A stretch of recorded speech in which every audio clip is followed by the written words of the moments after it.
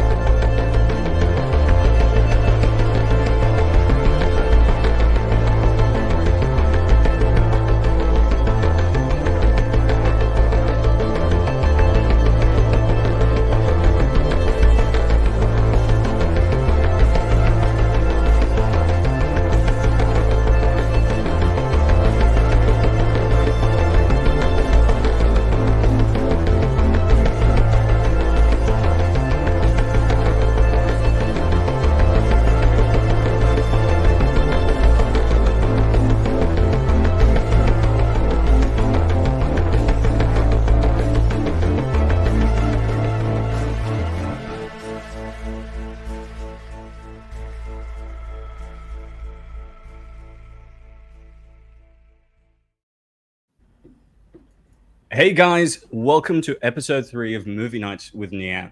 As we continue our run on every single Alien and Predator film in the series over the next few months, today we are discussing one of the best sci-fi action films of all time, John McTiernan's 1987 Predator, or as I used to call it as a child, The Predator. With all that said, I'd like to introduce my fantastic panel for today. Gucci boy, how you doing, bud? I'm good. I'm happy to be here. I'm looking forward to reviewing this, and it's good to be hanging out with some people again. It's nice. Absolutely. Goodwin, how are you, my friend? Oh, I'm great. I mean, we're talking about Predator. This is an absolute classic, and if you're having problems with your testosterone levels, this movie will solve it for you. Amen. Movie Cynic, your first time on Movie Nights with Niyat, although you've been on FCE Live. How are you doing? Good. Looking forward to discussing this movie. This is one of the best action movies ever made, so it should be an easy one. Indeed. Badger, what's going on? I grew up always having a copy of The Predator on VHS. I'm not sure where I got it, or just it always existed in my mind. And yeah, seen this movie a billion times still. Yeah, great. Very excited to talk about it. Amazing. Glad to have you on, my friend. And Sammy, looking good. What's happening? What better way to discuss fine classic cinema than in fancy satin pajamas? No, this is definitely one of my top 10 favorite films of all time. I'm constantly revisiting this one. It is a kick-ass flick for sure. It most certainly is. Vex, nice avatar. What's happening with you? I am an actual Predator cannoli Sasquatch this evening because I forgot to log out of a StreamYard. I'm good though. Thank you for this is one of my favorite movies of all time. I watched this like crazy as a kid with my dad, so looking forward. Indeed. Last but not least is Nadia, who has been catching up on the Alien and Predator series this year for the first time. How you doing, Nadia? I'm doing good. I saw this movie for the first time this year, and I absolutely loved it. We should make more testosterone-driven action movies. I think that'll get butts in seats, so I'm excited to talk about it. I couldn't agree more. I feel like this movie wouldn't be able to be made today in the climate that we have. It's too offensive to the sensibilities of. We should. It'll make things heal. We'll heal the world. We'll heal the world. All right. I thought before we jump into it, let's just catch up on some of the chats. Amelia Bedelia was in here really early, so looking forward to seeing this. Sammy, it's a classic. The plot strikes back, fully loaded tea in this movie. Absolutely. Gooch became a member. Thanks, buddy. I think I've got a video for you. Let me see. My name is Freeze. Learn it well, for it's the chilling sound of your doom.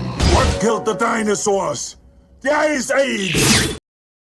Oh yeah. That's the best Batman movie. You can't convince me otherwise. No, Just Hands one. down. Ooh, Silence good you. boy. someone's swinging a big stick today. We got Black Cell Agent. Oh baby, yeah baby. Woo, ooh, baby, having me some fun tonight. And he also said, "Love this movie." Unca, where are we at? Unca Jono. This is my favorite sci-fi action film of all time. I think it is for most of us on the panel as well. The Big Ship, a fellow Aussie. Sup nerds? How? Jake Martin, hail all. Looking forward to this all day. Brilliant, dude. Glad to have you on. Perennial, Predator is my favorite movie of all time. Vex, happy No Nut November chat. I don't know anybody that's subscribing to that. Sorry, Vex. Dizzy One, what's up? The Jazz King. Please look at the. This guy's relentless. He's been asking me to cover this film for like the entire year. Here we are. Every video that I release. I am going to do it at some point. Don't you worry. Jamalama, Yas. Jake Martin also became a member. All right, let me get a video for you as well. I'll tell you what I think of it. I live to see you eat that contract. But I hope you leave enough room for my fist, because I'm going to ram it into your stomach and break your goddamn spine! I love that movie. I love that movie. I think they're doing a remake of that with Glenn Oh, indeed Powell. they are. Glenn Oh, Powell. Glenn Yep. Powell. Graft Web, nonstop, not November. Amen, brother. Amen. Sammy 3P, yo. Melvin thinks he's Groot. Who else have we got? Just want to see if we can jump to people we haven't seen yet. Graph Web. Badger, this is your. Oh, for fuck's Yeah, you got to This is sing your this thing. one. Yeah, all right. Cancel Disney Plus. There we go. Oh, Graph Web. And we've got. Well, he also donated $2, so I've got a video for Homie over here. luggage. Just him. Meet your food. Your flight attendants are Susan and Lance. We're here to make your trip as comfortable as possible. Excuse me. Don't disturb my friend. He's dead tired. Mark Wayne, we're gonna quickly jump through this. It's ironic how most of the character deaths happen in a way that befits their showing of their masculinity. Yeah, agreed. Albeit not Billy, who gets an honorable off-screen death. We'll discuss Billy's death. I think it's quite poignant because he spends a lot of the time terrified, and it's the first moment that he confronts his fear, which is really cool. We're just gonna skip through and. Oh, Matt's here. Hail, Maeve. Hail, What's up, Matt? Melvin Deeply. What up, nerd? Matty. Gooch also gifted 5 memberships. Homie, you didn't need to do that, but thank you so much. And I've got a video for you as well. This green beret's gonna kick your big ass. I eat green berets for breakfast. Right now, I'm very hungry. Is this the virtual way you guys are measuring each other's dicks, apparently? Absolutely. I don't have it Angry, measured, Nadia? What the hell? Sorry. the Angry Badger, the handsome bastard, has gifted 10 memberships. Dude, thank you so much. Birthday. Yeah. Thank you. Congratulations. Thank you. And someone has an inferiority complex and had to gift another 5 so that you were equal. All right. Canadians always try to catch up, you know. When Play you Canada. I'm playing the long game. I don't blow it all in one shot. Phrasing. Oh, Barry, I am coming for you. Phrasing. Yes, I love This that. is very apt. This is for you, Badger. Dylan! You son of a bitch. What's the matter? The CIA got you pushing too many pencils? I love that. I just saw a story of Arnold asked the costume department to tell Ventura that his biceps were bigger than Arnold, and so then Ventura's like, "Yeah, my arse, we should do a measuring." And I was like, "Yeah, we should." Yeah, we should. Great. That's the type of trolling we need to get back to. Yes. Oh, absolutely. And you know what happened when they measured each other's biceps? It's a full inch It bigger. was 3 inches bigger. It 3 was inches? 3 Oh inches my God, bigger. it's horrible. That's so embarrassing. Ventura was so crushed. But yeah, before we start the film, I thought we'd begin with our opening thoughts of what we thought when we first watched this movie and whether or not it's held up till now. Gooch, do you want to begin? Yeah, I remember my dad my dad was a huge Arnold fan, and so I remember seeing this one in the theater and was blown away by it. And I didn't know what to expect, to be honest, because like we were talking in the back room, the opening to the film didn't show the spaceship, dropping off the pod and letting the Predator come down to Earth. It just started off with the black screen Predator, and then the helicopter coming in with the crew. So I didn't know what to expect from this, and I thought this was the most kick-ass film ever. I mean, especially when the Predator takes off his mask, I'm like, holy shit! So it was an amazing time. The '80s were absolutely amazing for film. I loved everything about the '80s, and Arnie was kicking ass in every film he did. So yeah, this is like definitely top 10 film. Absolutely. I agree. I think the 70s and 80s, and to a lesser extent the 90s, were this creative bubble where studios were willing to take risks and try something new and put a considerable amount of money into them, whereas now we tend to get a lot of sequels and prequels. I think there's a graph that I saw on Echo's stream last week, which compared the rise of original films in the 50s, 60s, 70s, and 80s, and how they were overtaken by sequels, prequels, and expansions. And it just goes to show that Hollywood is creatively stagnant, if not bankrupt, right now. With that said, let's jump to Goodwin. Oh yeah, I see. I saw this in the theaters when it came out as well, and the previous year we have Aliens, and if you're looking for like action sci-fi, the pinnacle has been reached. This will never be oh shit! Next year, here comes Predator to to say hold our biceps. It was a when you first, because again the advertising for this and the way it was set up, and like Gooch, I didn't see the spaceship bit until later.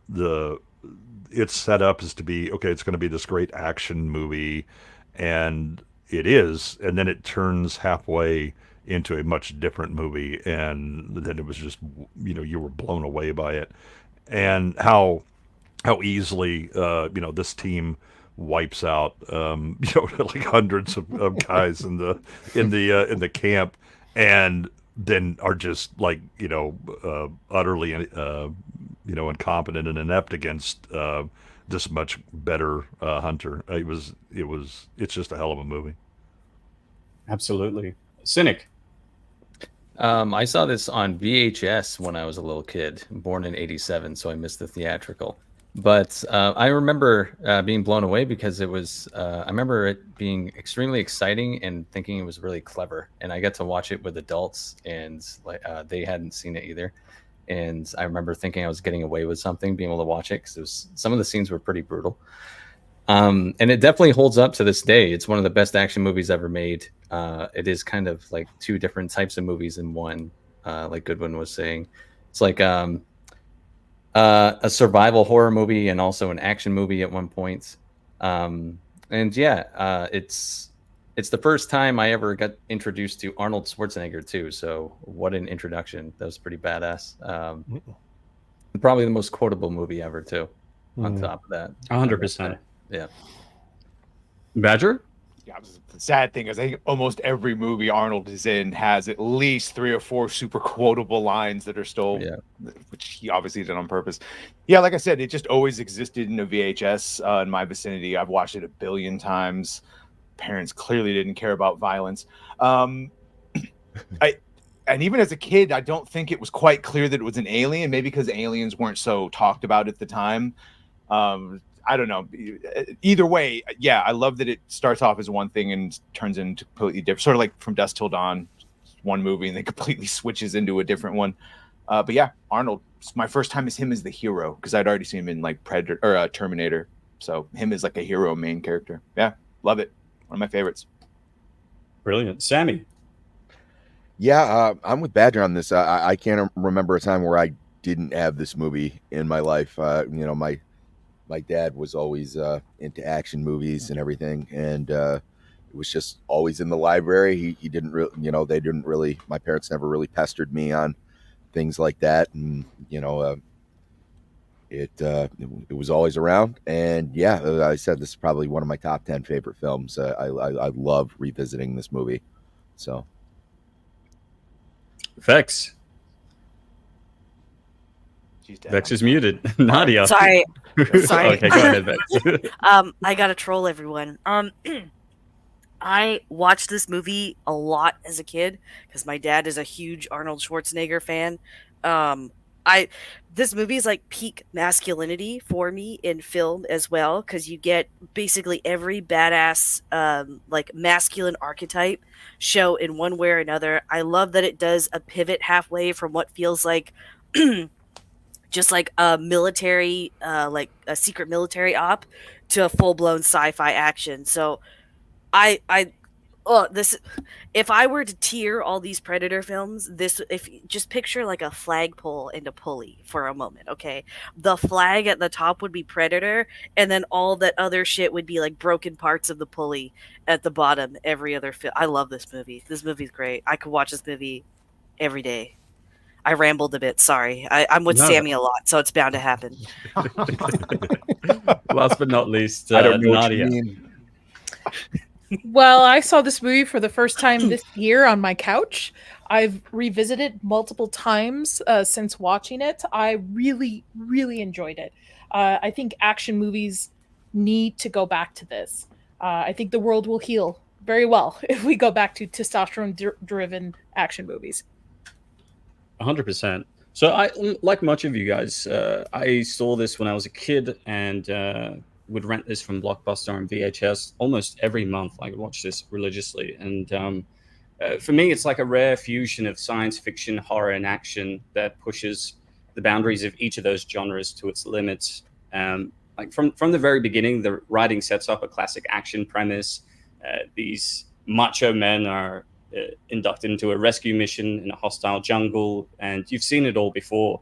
But that quickly pivots into something entirely unexpected and quite horrifying, frankly. And the script does a great job of gradually shifting the tone from action to suspenseful sci-fi horror.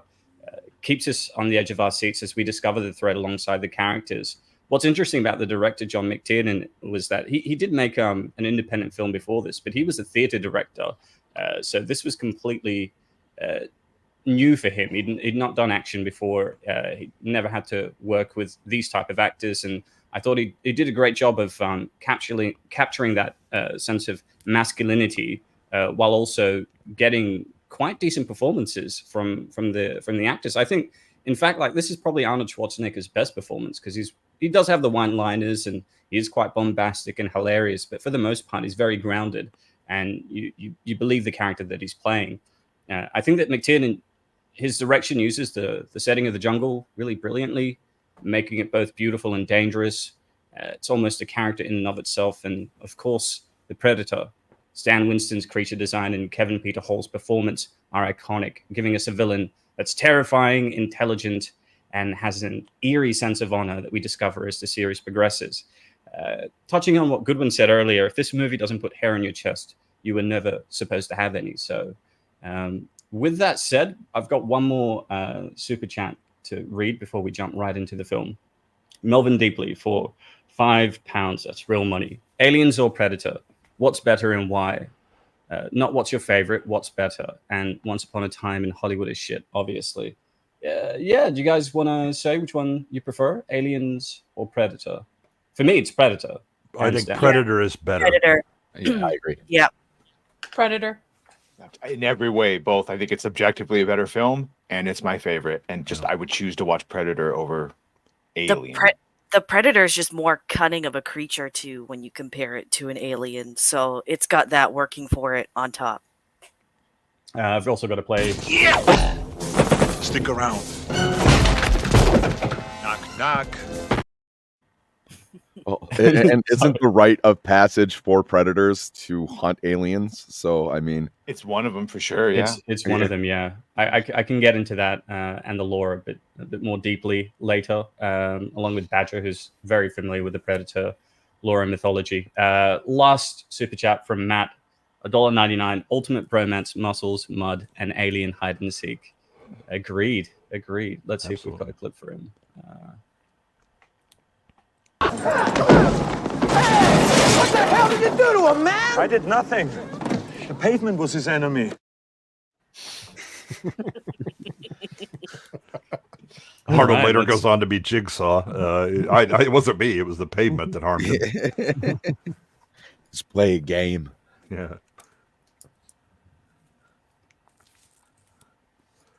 Yeah, great soundtrack. Great.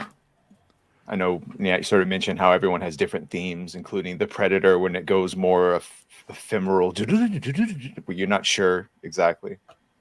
Yeah, the Alan Silvestri score sort of catches you off guard because I was saying before we started the stream, you've got the militaristic leitmotif for the military men for the first 25 to 30 minutes. It's very aggressive, it's very macho, and when they find the bodies of the unit that Dylan had sent in prior to them, it changes. You've got this jungle Amazonian percussive drums that it's very mysterious, it's very thrilling, and that only escalates as more and more of the Predator is revealed. Yeah. Also, great character design too, with the special effects, especially when the mouth opens up. Recently seeing it too holds up for me on film. So, the hell are you? There used to be a completely different design for the Predator early on, but it didn't test very well on footage. So they had yeah, they had I'm another looking at guy it right now. Oh, the praying mantis, yeah. It was being played by Jean-Claude Van Damme as well. Yes. Yeah. He thought that the green suit he was running around, the red suit he was running around when was actually going to be what was on film because he's not bright. I'm looking at the movie was a mess. I'm looking at I've behind actually the got scenes of the design team. So this is Van Damme, who was initially cast as the Predator, and that's what the Predator initially looked like. Yeah. So glad that they changed the design. Oh my god. I'll put it in the chat. It's from Stan Winston's. Yeah, it's just like a big praying company. mantis. Yeah, they have original drawn designs for it too, and then they have breakdown molds for the prosthetic. Looks fantastic, and again, it holds up really well. Well, they were like a couple of weeks into shooting, and McTiernan kept asking the creature designs team, "Have you got a design?" They're like, "No, we're almost there." And when they finally showed it to him, he was so disappointed, and he ended up getting Arnie, who was friends with Winston, whom he'd collaborated with on Terminator, to come in. And I think Winston was on a plane with James Cameron, and he was having a bit of a struggle designing the face of the Predator. And Cameron suggested having the insectoid mandibles, and and the rest is history, pretty much. Also, I love this entry. So you immediately have Jesse Ventura get off with the MTV T-shirt, even though he's the most redneck of redneck guys. Bill Duke, Mac is coming out in a 3-piece suit. It's just how different all of these characters are, but they all know each other so well, and it's so easily demonstrated with minimal dialogue and little interactions. I mean, the writing for this is top notch. Well, they don't speak for the first 5 minutes, and obviously you've got Dutch, the last to come out, taking his time, smoking his stogie like a boss. Yeah. They do what Aliens does, where all the colonial Marines have distinct personalities. Everyone here has a distinct personality. Makes you like everyone for different reasons, or dislike people. And different histories, yeah. Yeah. Feels lived in. I believe, like in Colonial Marines, that team had seen some shit. I believe this team had seen, obviously it's referenced in dialogue, but. I was going to say, this is... go ahead, Bex. Go ahead. No, go ahead, Nadia. I was just going to add to that, in a short amount of time that you've... Yes. Go ahead, Dex. No, I was just going to say, this is the only Predator movie that manages to adequately build character for all of the people that get killed by the Predator without doing much at all. Because I noticed that I went on a Predator marathon, so I watched all the Predator films in 2 days. And I just noticed like Predators tries to recapture it a little bit, but then they make Tries. everyone intentionally dumb, whereas everyone has their own strengths and suits in this one, Yeah. which I really appreciate. And the writing's so tight in this too because unlike Predators, they're already a team, but that's sold even more because you have an outsider who's coming in, so you Right. see how everyone's united against him, basically, except Arnold, of course. I love how much Arnold Dutch's character cares about his men. They're not military proper. They're essentially mercenaries. They're very highly paid mercenaries that go in to rescue and do other things like that. They're not hitmen or like a tier 1 special force type group. They clearly used to do that, but now that's why he's like, I just love that he cares about his men first and foremost. Yeah. Yeah, they're kind he of has a team, I guess. Yeah, he has a strong sense of morality as well, which shines through in this scene when Dylan asks him why he didn't take up the operation in Libya, and he says, "Well, we're not assassins. Yeah, We we're a do rescue team, missions." not assassins. Yeah. It's one of those, you could be maybe tired, you recognize that you're part of a bigger operation that goes too far, but how do you do? Well, I'll save the men in it. I'll just be a rescue squad type shit. Yeah. Amelia Bedelia with a very important question here. Which would you rather meet in the forest, man or predator? Well, what weapons do I have? Hopefully none, and then you won't die. He won't kill you. Yeah, but if I have the same weapons as Predator... I mean, it's a lose-lose if you're a woman in the forest, I've learned. So it's the badger blew my mind. That's fine. That's all written after this movie. That's Do I have a Colonial Marine smart gun that has a thermal visor that can see through the Predator's camo? And I'm just going to... that's a distinct difference. Vex, I think you need to take more diligent notes because you're paraphrasing here. This movie made me edge independently in a theater. That's exactly what you said. I'm 100% certain of that. Yeah, I don't know about that. There's a comma in there somewhere. The one thing I noticed about the soundtrack in this is like during certain moments, it sounded like it's not the same, but it sounds like Friday the 13th with that like get out. They have that vibe to it in the music and so that like those little like horror-esque beats almost. Yeah, again with the percussive wood instruments they're using that just kind of trail off as an echo. Can I also just point out this is the only Predator movie that uses the Predator score properly as well. In the Predator, they just use it when the autistic kid autistics, and it's like that's not. Oh my you God. don't need to play a score there, man. Let us not speak of that movie. I didn't sign up for that one on purpose. Really? I No thought spoilers. you'd want No spoilers. to jump into that because we're going to Why? To beat up the special handicap kid? Oh, the kid isn't like he's a key to everything. He's the future of evolution. Not the child. I meant that whole movie as an like the it it's is. just Yeah, special it's, needs. It speaks for itself. Wait, is that the third one or the recent one? The fourth one. It's the fourth one. The Predator, right? The Predator. Yeah. Why can't they go Predator, Predator 2, 3, 4? Because they're retarded. Stop. Okay. It is the Predator is the You shit. can't say that, man. They even make a comment. You can't say retarded anymore. I okay? just It's not did. PC. That's You retarded. can't do it, man. I mean, it's I the get Predator. offended. I get offended when you guys do that. Well, you go watch I've gotta- The Predator then. I've got to catch up on those so that I can watch Alien versus Predator. It's okay, Gooch. Eat your graham cracker. Yeah. By the way, all these, like this opening scene and all the times where they've got the night vision light on and the music, that has been recreated in so many other movies and video games. If it's a military, when you open up just like that. Virtually every shooter now, if you're in a helicopter, it's basically a scene from The Predator. Yeah. Basically. Or it With should little be. Richard playing. Oh, I mean, Little Richard. Little- this is peak yeah. already. Yeah. Oh yeah. This is still my favorite. I think it's this one where he spits the chew on him and he just Yep. goes like, that's a real nasty habit Yeah. you got there. Just Well, and like again, that's a Ventura. great test, right? You know, the Ventura's he knows what he's intentionally doing. provoking him, Yeah, and he's yeah. going to see: are you going to try and pull rank? Are you going to try be? Don't you know who I am? And So he Weathers shows his deals dick. with He it. acknowledges it. Yeah. But yeah, it's good. Yeah, and I just It's love just Ventura smiling after he says that. He's like, "All right, first test passed."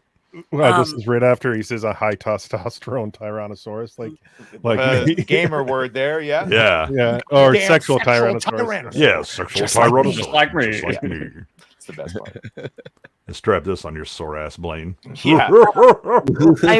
I recall reading that critics are really harsh on this movie when it first came out, and it wasn't until like the 2000s that it really gained more popularity. But like some of the older reviews say like it was very slow, it was very pointless, and like some of them did mention this scene in here because for some I can imagine it makes sense why it would feel drawn out. But this is like one of the most effective team building scenes I've seen in an It does action so movie. much so fast. The joke, the fact that he has to try to make Billy laugh, also the ultimate point of that being that the Predator gets his laugh caught on tape and then plays it later on. But yes, I don't, whether that was just connected later on or they did that the whole time. Yeah, it's because of the echo. You see a little bit of everyone's character, and you also see that they're a team because they're all kind of united against Carl Weathers' character a bit. Yeah. With the exception of Dutch, obviously. Right, of course. He's friends with him, but 100%. Oh, Graph Web, too soon. I fed the squirrels peanuts out there today. Don't worry. Some are We don't still have. alive. There's no squirrels out here. Vegas doesn't have squirrels. This is a demon desert. Life Yeah. shouldn't exist. Yet it does. It's the biggest middle finger to God. So the original script for this film was titled Hunter, but the studio wanted something more menacing and direct, so they chose The Predator. Predator. Yeah, Predator. correct. They changed it to The Predator, and then that was finally changed to Predator. And obviously Shane Black took the original script name of The Predator for his awful abomination of a film. Cedric Supreme in the chat, hear me out. Predators hunting the engineers. Doesn't sound that horrible. but What they about probably just mess it up. Predator versus David? Because David is the Oh, ultimate yeah. engineer. Well, So we actually perfect. there's a comic book where the Predators and engineers fight. It's called Fire and Stone. I What's can it called? send you a link to that. Fire Who and wins? Stone. Fire and Stone. Hold on. Yeah. Looking right So now. that Who was like wins? sort of like a series. Can you I share that think in the the Predator Predator chat? does win. Yeah, the Predator does win at the end. Really? But it's a series. So we see Fire and Stone has a series about the aliens, a series about the Predators, it has a series about the engineers, and another series I think about the humans, and it all comes together. It's like a 10 or 12 issue. Joshua Williamson. Not bad. $36. Thank you, Niyat. I guess I know what I'm reading. You're welcome. I was gonna say and sold. How much was it? 36 36. bucks for like a That's not too bad. paperback. Yeah, like because the Predator stuff is pretty rare. On What is it Amazon? called Wait, again? Fire and Stone. Fire and Stone. Gonna add that to my wish list. Make sure I buy it before you Right, guys is get it the a last Predator copy. series or an Alien series? It's a mixture of all, and I think it was followed by another series called Life and Death or something of that regard. But I covered it on my channel. Like my channel was literally built on Alien and Predator content. Like that's the first stuff that I covered. So I was really knee deep into this. Oh, like it's 5-6 years Alien ago. versus Predator, Fire and Stone. That's one of the stories, yeah. And then there's also Predator, Fire and Stone, Alien, Yeah. Fire and Stone. Okay. Man, look at you doing work selling comics. I should get a cut. I know. Mm-hmm. I like the artwork. The artwork's pretty good on the cover. I didn't know that they had continued this franchise in comics. I would have. Oh yeah.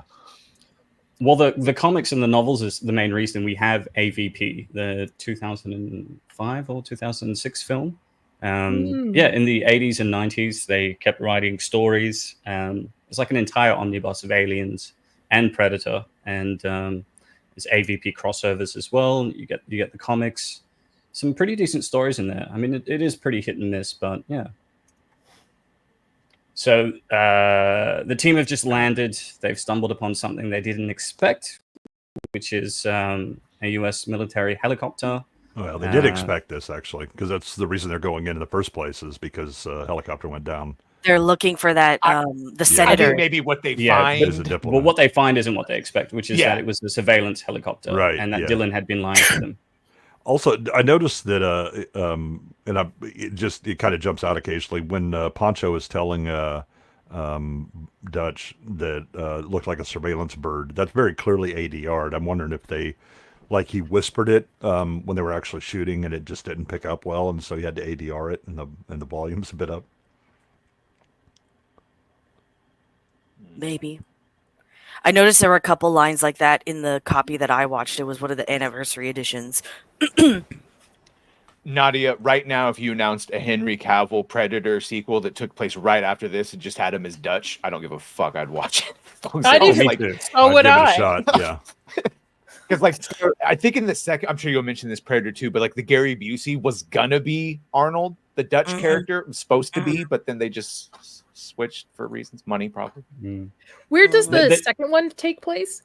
In LA. In Los Angeles. LA. Why? In the hood. You will Cocaine discuss capital. that when you see it. So Yeah. until Okay. then, Is it kind of like Leprechaun in the Hood? No, No. What? love it. Want some candy? It's not as bad as Leprechaun in space. It's like if oh my god, who did Donald Glover play in Lethal Weapon? you mean it was Danny like Glover. Murtaugh. Danny Yeah. Yeah, And it was Murtaugh like- is too old for this shit, and I keep waiting Right. for him to retire. it's like a goofier Murtaugh in LA trying to fight gangs, but somehow he's like clumsy as fuck, and he somehow outsmarts a predator with everything he does. He What's- fumbles his way Only through. have seen one Lethal Weapon movie, and I don't even remember which one it was. What's really depressing is I realize I'm the age that Murtaugh started saying I'm too old for this shit in the first movie. I do love that, by the way, where Billy just cuts the and like starts drinking out of it. Yeah, and it's not a big production or anything. It establishes how comfortable smart. they are. Yeah, in Yeah, this they're environment. capable. Yeah, He's obviously this is the one like it might be a cliche because he's the Native American, but like he's the woo-woo one that like is in touch with everything and just has a sense of stuff. I'm sorry, the what one?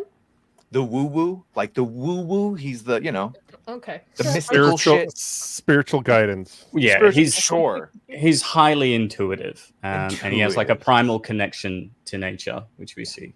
Woo-woo. But he's Speaking of connections to natures, also great camera work in this film. I noticed that it takes the opportunity to show how dangerous the jungle is, just with like some of these like long panning shots and then like capturing them through the leaves and stuff to show that it's like to mirror that they're being hunted at the same time. Like there's always something lurking, which I thought It's like a really the nice. point of view for sure. Yeah, like they're being Yeah. creeped on. I'm just Mhm. curious. Yeah. This part right coming up right here where he kicks the vulture. I'm wondering Yeah. if Peter said something. Because he walks up and just kicks it right there. I'm like, Yeah. oh damn. I was like, okay. Great bodies too, by the way. The hanging the body. practical. Oh effects, yeah, yeah. Hopper's team. This was nominated for an Oscar for effects. In And 88. should have been. Yep. I love this movie, but at the same time, I get mad when I watch this movie because we don't make fucking movies like this anymore. I'm just. Yes, get in touch with your That's fair. Yes. angry Nadia. Let the heat flow. Yeah. You know, once you watch the rest of the Predator franchise, Nadia, you'll get even angrier because it Mhm. starts at like an A+, and then somehow it ends up in bloody tampon territory. Oh, So, which one's the one with Brody in it? Predators. Predators. The third yeah. one. Okay. I sort of like that one, even I if like I it agree too. they do I some didn't things hate that it. are less than. I think the dude with the samurai gets a better ending than Billy here, and they both tried the same type of like, well, fuck you, I'll fight you one-on-one thing. But That's The, I the would have difference been. being we see the fight with the samurai. He actually Yeah. defeats the predator as well, whereas Billy dies off screen. and it's the scream that Billy does. It's not the most manliest of screams. You know what? I disagree. Okay, the scream maybe, but I actually appreciate that his death happens off screen because as that's do so.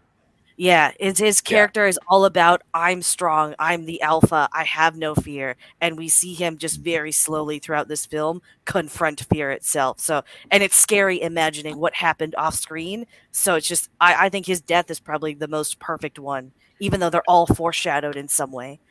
You mean This is what's backstage, lost. Go on, Nadia. they allow the audience to have an imagination instead of laying it all on the table for them? Can't Yes. be. Indeed. This is something that Ridley said with the first Alien, is that the audience's imagination is much more horrifying than anything he could show, which is Yes. why he stuck to the principle of less is more, and that really does apply here as well. I was taught that in film school and in special effects school. So less is And this is more. the first perspective of the Yachua, aka Predator, that we see. It's the Oh, first is that how you indication. pronounce the Yachua? I always thought the Yachua. J was said like so I always thought it was the Yahunta. I've seen people call it the Yahunta, but the Yachua, that's cool. I thought it was Yocha. Whatever. It's a fictional alien race, but I'm sure there is a canon way, but Pronunciation is like assholes. Everybody's got one. yeah. I can't even speak English right, so I'm not even going to try.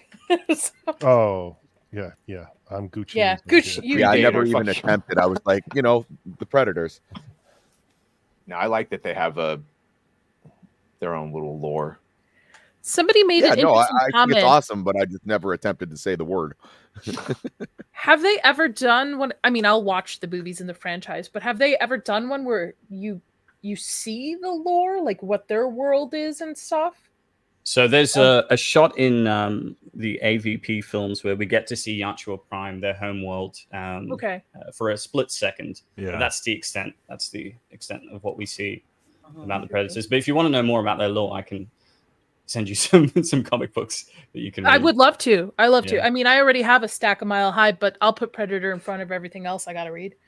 I just bought the omnibus earlier this saw week. that. It came yesterday. I fell asleep before I started it yesterday, so I'm gonna Alright. start it today. This scene is I was absolutely gonna great. say, I love this. I've said this exact verbatim to people in video games before. I love it. You're giving our fucking position away. How Ghosting cool us, is it? motherfucker. I love it. Don't Yeah. care who you are in the world. Out here, I'll bleed you real quiet. Leave me here. I mean, now Got ghosting that? someone would mean killing people very quietly, but back then I got it meant giving away their position. I love it. It's very. Oh, go ahead, Oh, please. I was going to say, in addition to the amazing camera work that's following them here, you get a real sense that they're a special forces team. And that was partly to do with the military training that they received from a Green Beret, Gary Goldman. They learned realistic tactics, gun handling, silent hand signals, military patrolling, with obviously compromising on spacing to balance realism with film composition. And all of that just made for a really realistic portrayal. Of course, Jesse Ventura was a former Navy SEAL. It was a cakewalk for him. And I think Ramirez, who plays Poncho, was a Vietnam War vet. So yeah, he had a lot of experience under his belt. Also it plays feels like any authentic. modern video game. You go pull out your binoculars, you tag all the enemies, you see the explosive part. There's a reason all these modern video games copy Yeah. the Predator. Yeah. Yeah. When I watched it's this with Rauta. my husband, he's big into guns with film, especially if they do it properly. So I know when he's not complaining about what's on screen, then they had actual proper training with things. So that's cool to know. I'll share that fact with him. I miss this era of action film where like they had the they had the cast do the training on site, and then it reflects in the narrative of the movie. Whereas now they'll do the training, but the characters are made stupid so that other plot elements can happen. Mhm. Oh, Yep. Well, and Full Metal Jacket did the same thing. Like they went through the actual training, and you Yeah. could tell, like it just it came through the screen. Like it was awesome. This, I have to agree. Like this is like Arnold's best acting role outside of Maggie. I really liked him in Maggie, but this is like yeah, What are you talking definitely. about? his best. Twins. Yeah, I was gonna say twins. He played a What? transgender in that. Like, come on. Yeah. Anyway, I liked him in this. This is at the top.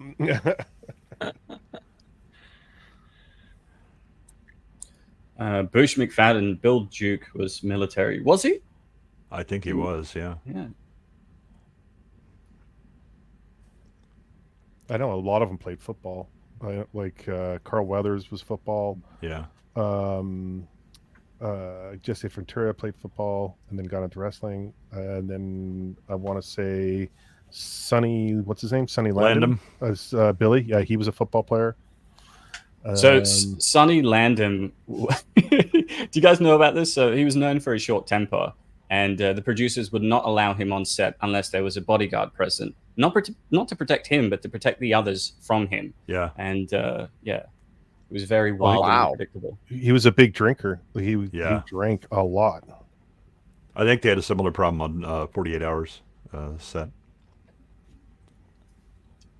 Should I watch Full Metal Jacket? Yes. Oh yes, for sure. Oh my God, yeah. So this is the first indication we get of how well they operate as a team. They've all got their, special tactics and role in this massive infiltration. And obviously Arnie's detouring from the mission, which he can because he's the leader. But And him it lulls you deadlifting into this, always my favorite. Yeah. classic. But it lulls you into a false sense of security because you're like, oh, they just took out 100 men, and the only person who got injured was Jesse Ventura. He got a scratch. It's fine. He ain't got time to bleed. Exactly. Yeah. But this is also like the section where there's like 3 Arnie one-liners within the span of like 90 seconds, and that's about the end of them, because after that, playtime is over. Oh well, the genre has gone from action to horror. There's no more time for it. Exactly. Yeah. Also, no one's mentioned 2 U.S. governors in this movie. Yep. Yeah. Jesse Ventura, I believe, for Minnesota, and Arnie for California. California. I'm wondering, just thinking of the MTV shirt when he first walked off, because he was just coming off of WrestleMania when he's filming this. So I was wondering if he just wore the shirt as a ode to that. No, I think it's actually like discussed in some background stuff that it's essentially like ironic that he's kind of a bit of like a redneck punk, and it's just to irritate people that he's wearing the MTV T-shirt because it's such a clash between his actual character. Fair enough. It's so insane that he's carrying a minigun because those things had never been handheld before. They were, I think, attached to helicopters. Yeah, there's a reason they're not handheld. Yeah. It's not a slack-jawed bundle of sticks. Exactly. I have a question. Why the crossover with Alien versus Predator? Was this always something planned? No. Why the crossover in the movie? Really? Just in general, just why they're crossing these 2 IPs together. Well, just... in Predator 2, at the end of that, we get a shot of some of the game that they have hunted, and we do see a xenomorph skull in that. And wasn't that but the comics already existed? Well, and the video games as well. Yeah. But you had 2D platformers that were already Aliens versus Predator. Yeah, and Fox had the rights to both, so that's why they just finally although AVP was in production hell for like a decade. It should have come out way sooner than it did. Yep. And is there any other crossover with any other IPs? Is it just these 2? There's Predator and Marvel in the comics. There's Predator versus. They had Predator DC as well. They also have Aliens versus like Marvel and They did Alien versus Predator versus Terminator as well. Yep. Yes. Yeah, that's true. There's Predator versus Alien, Predator versus Batman, Batman versus Alien. It's insane. Batman v Predator is awesome. Batman Dead End. You can watch it free on YouTube. So that was great too. I love that, Badger. So the only reason they did the crossover is just that Fox owned the rights to both of them, and they just thought this would be cool. And they were both very popular IPs. They thought they could make money. I have 2 great toys. Of course I'm going to play with them together and have them battle. Why wouldn't I? Well, if you put it that way, Goodwin, I guess I understand. Exactly. There's even Dread versus Predator, which is pretty awesome as well. I have not seen Dread yet, so. Oh my god, Nadia. Why are you doing this? Oh, you son of a...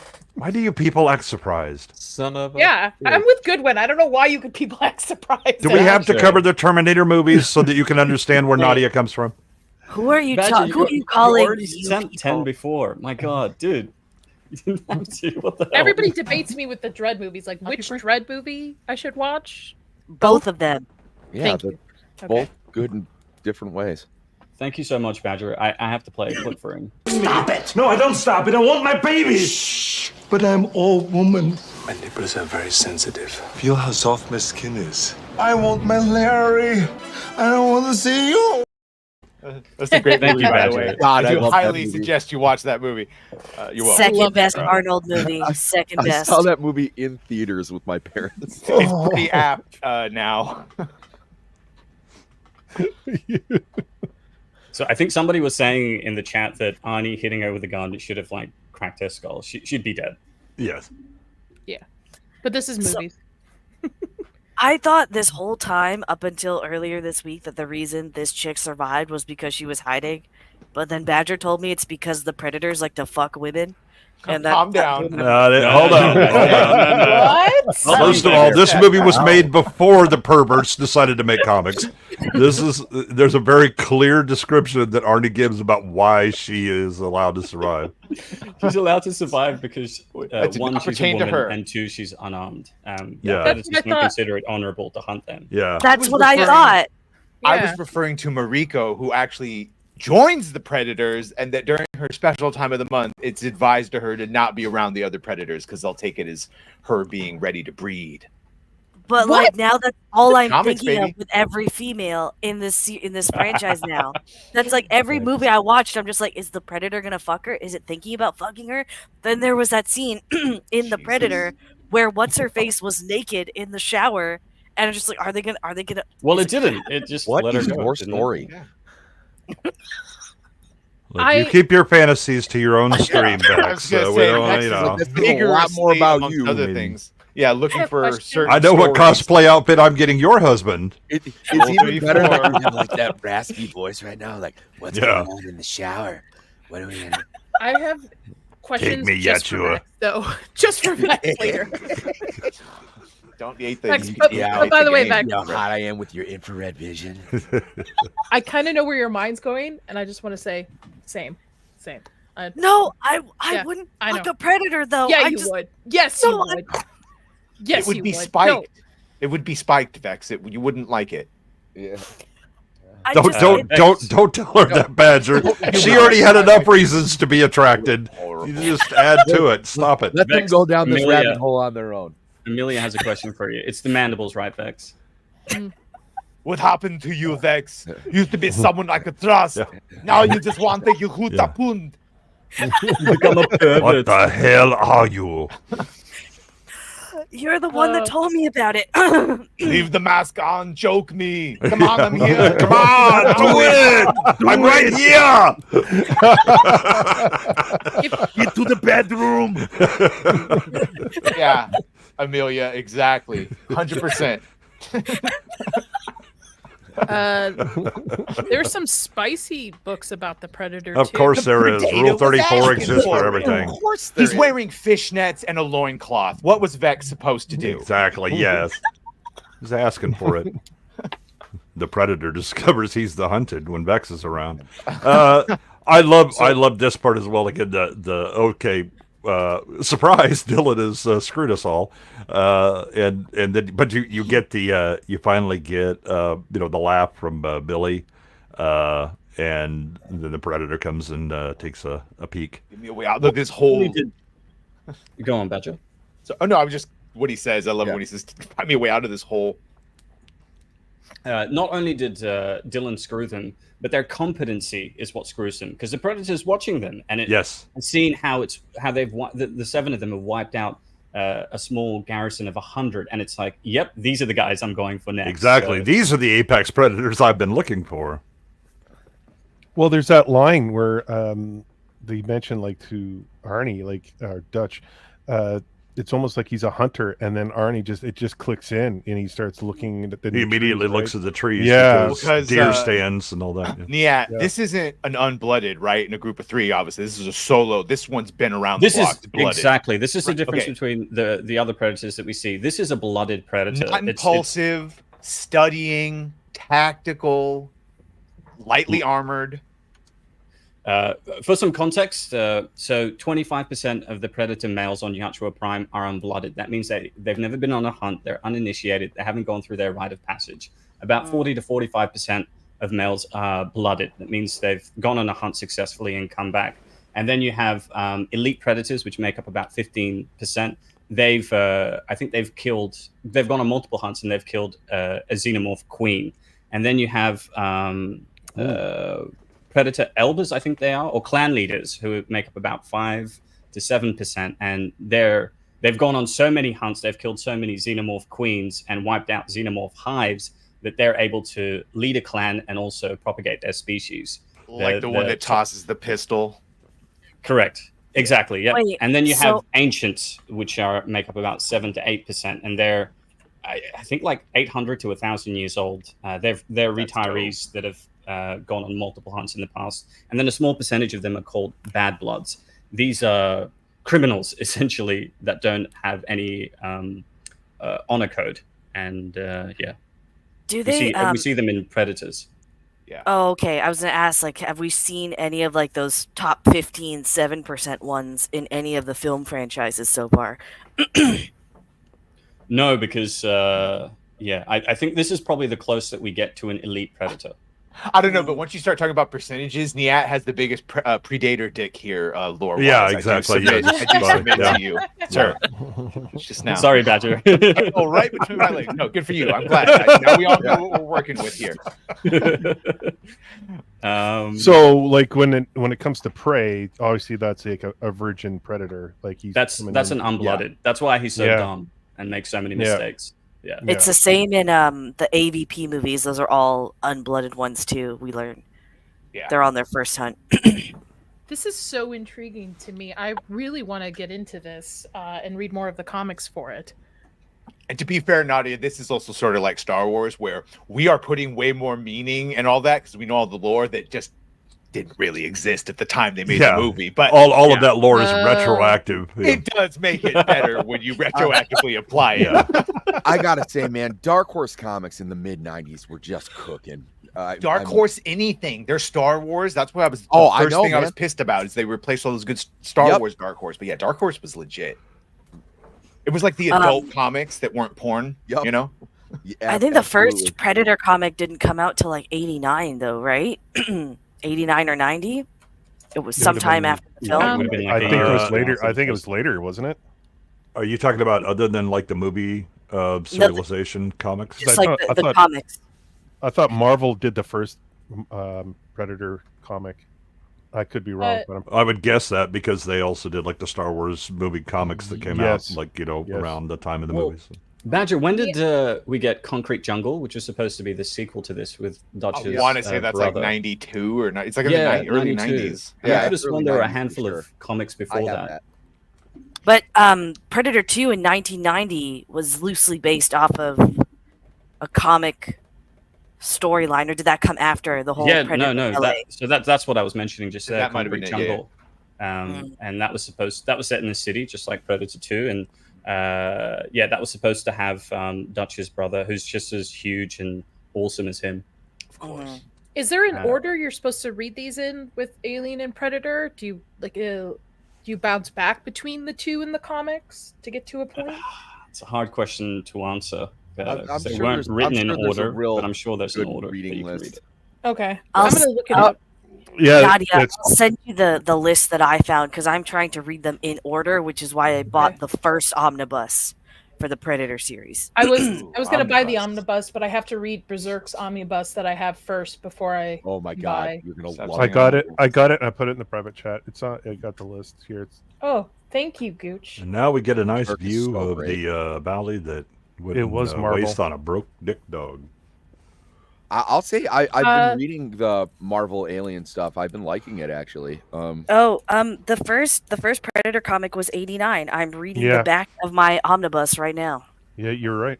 We did. Is it just Alien Omnibus specs that you got? Like, is it just? I got the Predator one. There's an Alien one too, but the Alien one is more expensive in Canada for some reason than the U.S. So I just went with the Predator one. In Canada. By the way, we did get a Predator Alien hybrid. In the worst film in the series, AVP Alien. By the way, the Predalien is fucking terrifying in one of the games. When it comes after you, can just hear it walking in the vents. It is insane. I wish it was in a better film. We just got a super chat from RRT New Zealand. McTiernan's true master stroke is not putting Chuck Norris in this film because no one would believe that a 7-foot invisible alien warrior with a high-tech weapons could last 5 seconds against him. That's facts. Yeah. Straight up facts. Yeah. You're a funny guy, Sally. I like you. That's why I'm going to kill you last. Remember, Sally, when I promised to kill you last? That's right, Major. You did. I lied. Let them go. What happened to Sally? Thanks, RRT New Zealand. Appreciate you, buddy. Holy shit, Vex. Ooh la la when he drops them. The Predator Omnibus is $125. Yep, I shouldn't have, but I did. I know. I'm just in my head. I'm like, All right, that's going on a wish list. The omnibus is huge though, Vex, right? Like it's got to be a couple hundred pages. It's yeah. it's a 1,000 pages. Yeah. But So it's worth Is yours your a money. hardcover, Vex? Yeah, they're here I both- got it. I got it right Yeah. here. Yeah. Holy cow! By the way, did we share the thing that there was a bodyguard on set, and it was not to protect Billy; it was to protect the cast from Billy. Yeah, we discussed it earlier. Yeah. I love, so there's a couple of scenes that have kind of come by, like the discussion between Mac and Blaine, where it's the buddy, this is a bad bush up here. Again, it shows that these two have a different relationship than the rest of the team, right? That they have history that may predate that, and Blaine not and Mac? not predator that, but predate it. Yeah. Are you referring to Blaine and Mac? Yeah. Well, they're BFFs. The death of Blaine is the reason why Mac goes crazy. He's lost his. But I'm saying comrade. you're setting this up now, right? This the little things that they're doing, where it's just this little conversation. There's also a little interaction that they have when they find Hopper's men, where he's like, "Ain't no way for no soldier to die," and that's when they break Painless out the bag. That it's the little things that build up to then when you see Mac lose it. When Blaine gets killed versus the others. Which this is again by the smart way, writing. When we get to the part where he does lose it and then he takes off after the predator, he doesn't, like, it seems silly at first, but he never goes into full, like, his instincts still kick in because those are hardwired. Again, writing that you don't see with these types of characters anymore. Yeah, I do like him hard, Mr. Yeah. Thank you.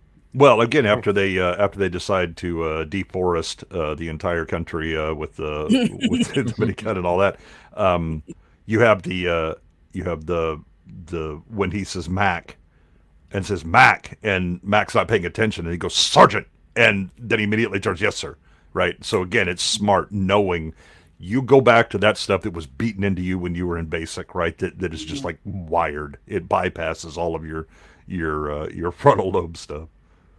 I love this scene because Billy can see the predator. He can see something, and it's the first indication. It's the first shot that we get of where the predator is, and he's horrified. Like he can't even move. Gooch Irwin is screwed on Sunday. That's all I'm gonna say. Mini a comic was just purchased. Thank you, Niyat. You just What did you buy, Badger? That damn omnibus. Me too. I bought it. Steel and So did I. we already Fire and Stone comes on Tuesday, and that's we also bought the DC versus Marvel. The DC versus Marvel one, yeah. Oh yeah, I didn't get that one. I have a lot of those. By the way, this was the first time I'd ever seen the concept of like thermal vision, heat vision. Yes, me too. Yeah. I was also Badger. I know you'll understand this because you read a lot of the Predator and Alien comics like back in the day. When the chest burster does not burst out of Superman's chest and he has to like cough it up. I remember being like a 10-year-old kid sitting on my bed going like, this is the coolest shit that I've ever seen. At least it came out through his mouth, I guess. It could have been a bad time in the bathroom. Oh, did you not? No, I've not read the DC version. Oh, it's so good. The Superman one is fantastic.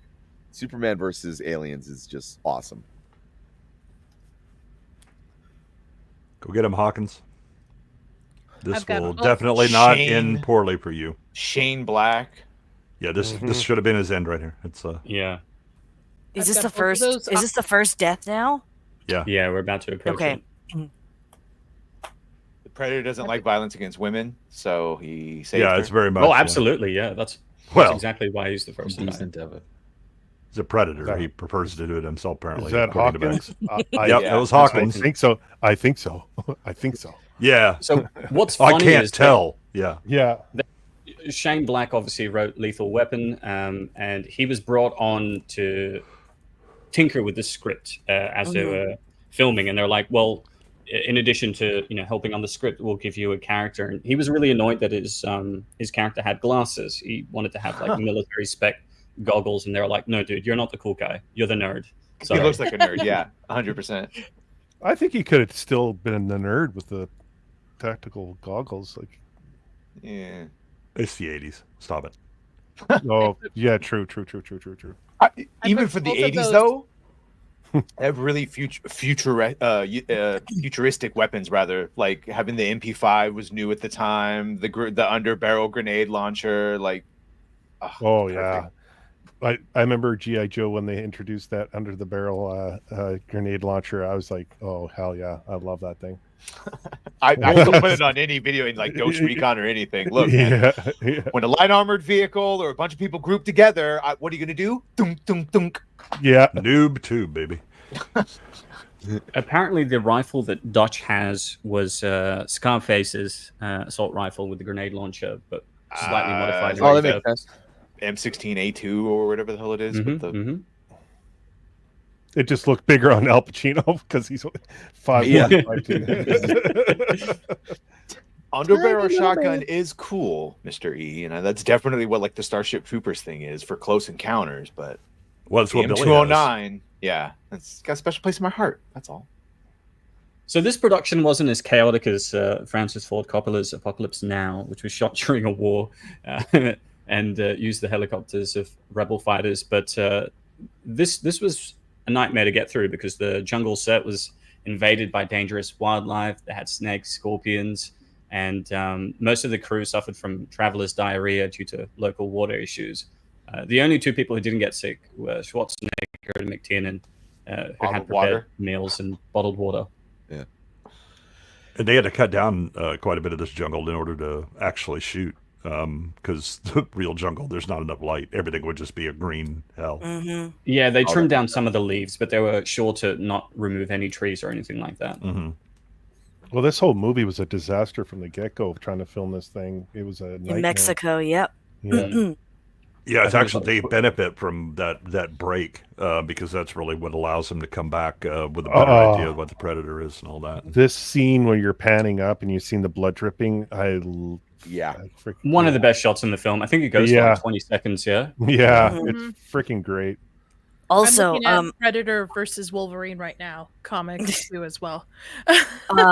I really like this is like one of the first few deaths that's kind of like you had this foreshadowed in the character building earlier. So like Hawkins makes all the sexist jokes and then he ends up being literally stripped naked and hung upside down in a tree, which is pretty cool.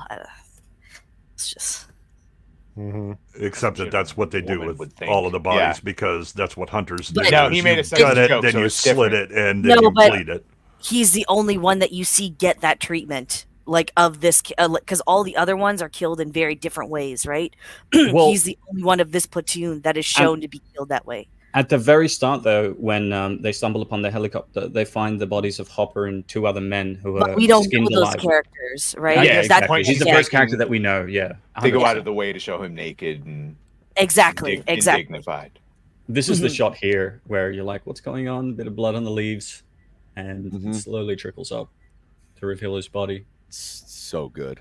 The sound of the dripping on the Yeah. Well, the fact again, the blood is running down the vine and all of that, and then you go there and go, "Oh look, we're." It's the 80s, but it's still cool as hell. Like the visuals. Oh, it holds up so well. Oh yeah, yeah. It really does.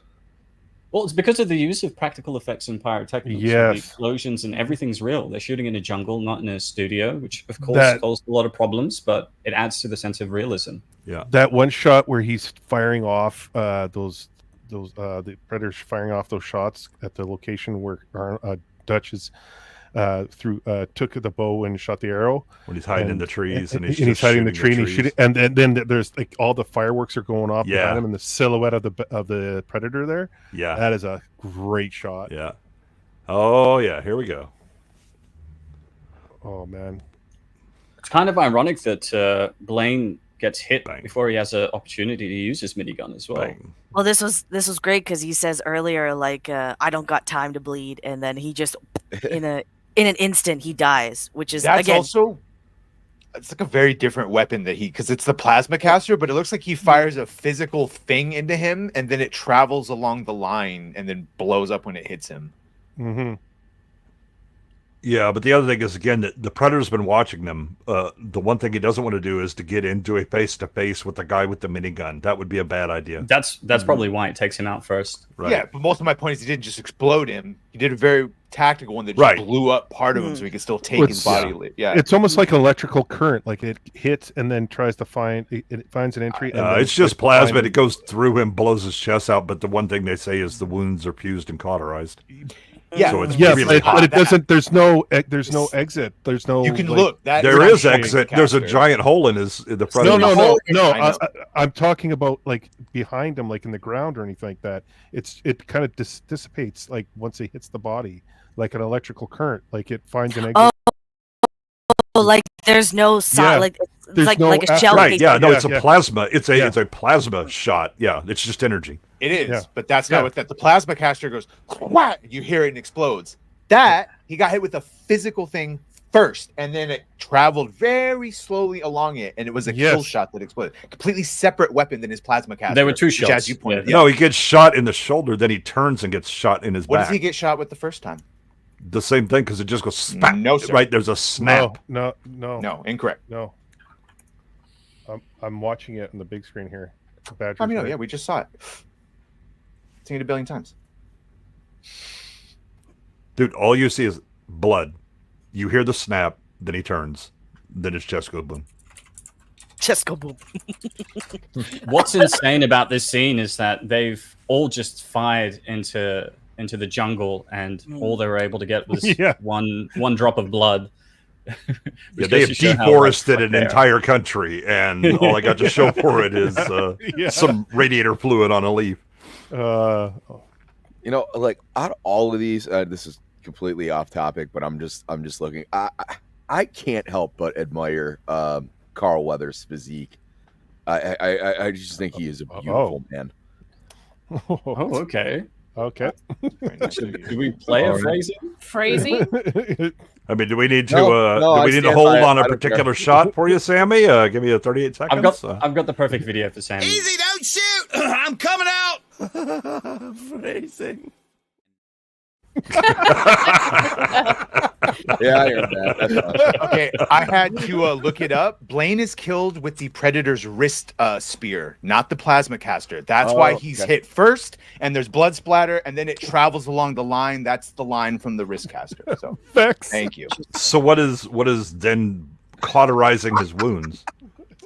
It's the explosion from when it actually that explodes. So at that point, there is cauterization, but it's delivered through the wrist caster. There's his spear on his wrist that had a thing attached to it. Don't we see that spear in other Predator movies, and it doesn't? Yeah, there's a type. Yeah. It's a different type of spear. The one that we see later is called a combi stick.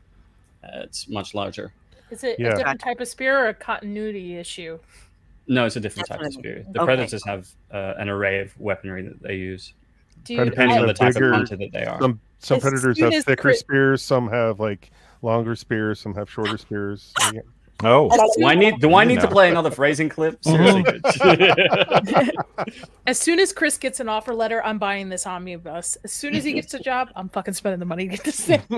Yeah, I've spent like my entire month's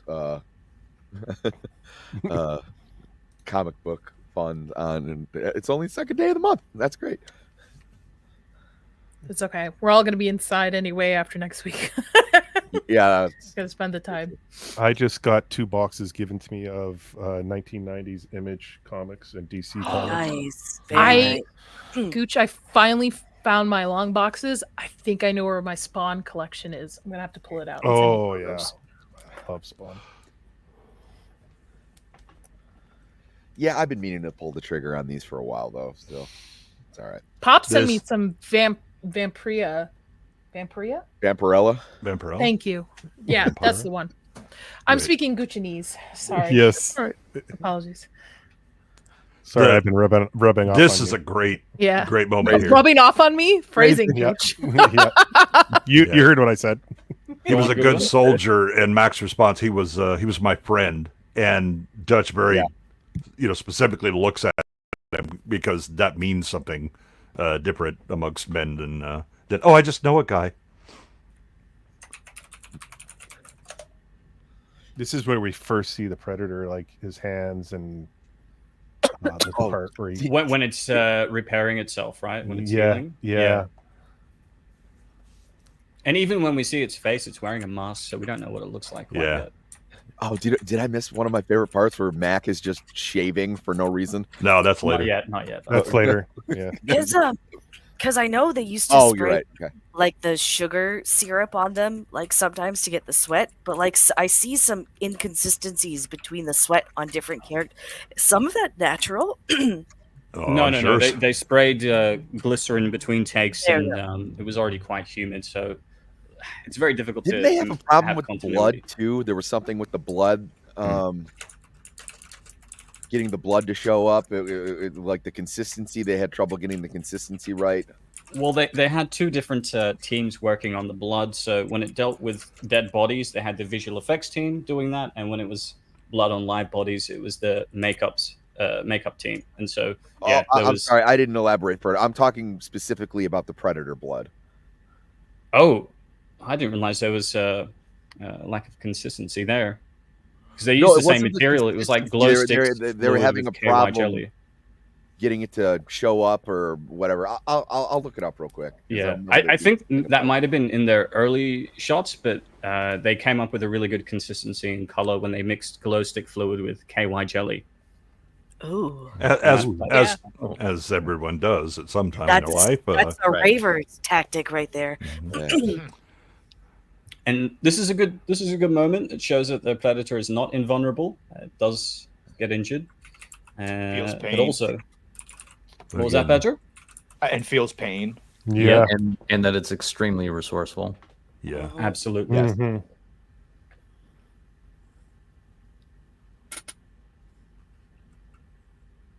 Oh, is this where they're calling for the chopper now? Because they finally are close by. But there's only like 4 left. Yeah, they're 10 to 12 miles away from the chopper location. Yeah, and then this is where he says we need to stay here and take it on. Yeah, they're not in a position where they can get to the chopper right now. Yeah, the chopper. You know that's Arnie's favorite line. His line back at him. Yeah, the chopper. Chopper. Yeah, it's of all of his films, that's his most coveted line ever, apparently. Really? That? Yeah. Not I'll be right back. That wow. Well, he doesn't say I'll be right back. He doesn't say I'll be right back, ma'am. No, he says I'll be back. I know. Okay, sorry. I'm thinking Scream. I'm thinking Scream. Sorry. Yeah. I'll be right back. I will see you later. Yeah. You know, he actually fought with Cameron. I will take a number and sit here. He fought with Cameron because he said, "I'm a robot. I wouldn't use contractions, so I will be back." And Cameron eventually said, "Just Arnold, just say the fucking line. Yeah. I'll be back." Cameron went one further. He's like, "Don't tell me how to write, and I won't tell you how to act." Yeah.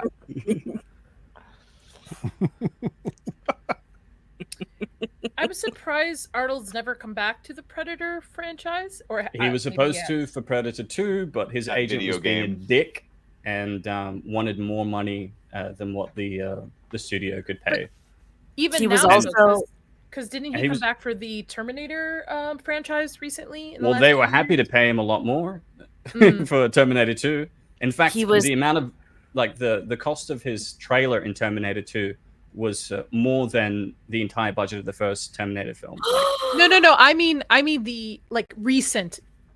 Wasn't he back in a recent Terminator movie? Like he came back from the video game. Yeah, he did DLC and audio recordings, and they did a character model of him playing an older. They pay him exceptionally well, though, Nadia. That's the thing. He gets like 25 to 40 million plus a percentage of profits, and the Terminator films are much more box office successful. He's got to feed those rescue horses. He's got ponies. He was supposed to show up at the end of AVP, but then he won governor and he couldn't do it.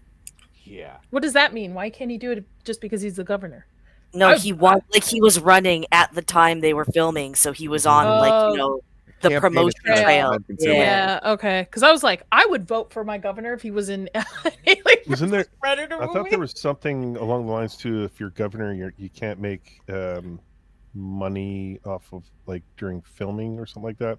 Oh, I have no idea. I just know he had said. I am not American, so I wouldn't know. But okay, I don't. I'm just, I don't think that exists. I don't think so. Yeah, I'm just going off the quote that he said.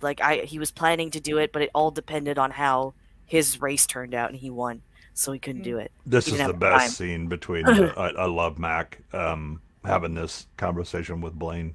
This is all improvised as well. Like Mac just said it on the spot. It wasn't written in the script. Which I thought was If really you know your nice. character, your it name flows into free. And she didn't run away. She's too scared. He took the body. Yeah. From under her noses. Go ahead. So in this moment, they've decided to band together, I think, and set up a trap for the predator. No, they've set tripwires and everything in case something comes in, and then whoops, here go the players, and they realize it's using the trees. Well, not yet, because Mac is attacking the boar, and it's then after Blaine's body is missing, and then that's right. I mean, after he takes the body. What's horrifying is that when I think it's Dutch takes a step and he's walking across the tripwires, you realize that the predator was right behind him. Yeah. Like, what the fuck? I could probably look this up, but I'm curious if anybody on the panel knows. Was this like a bust, or was it successful during? Oh, this did well.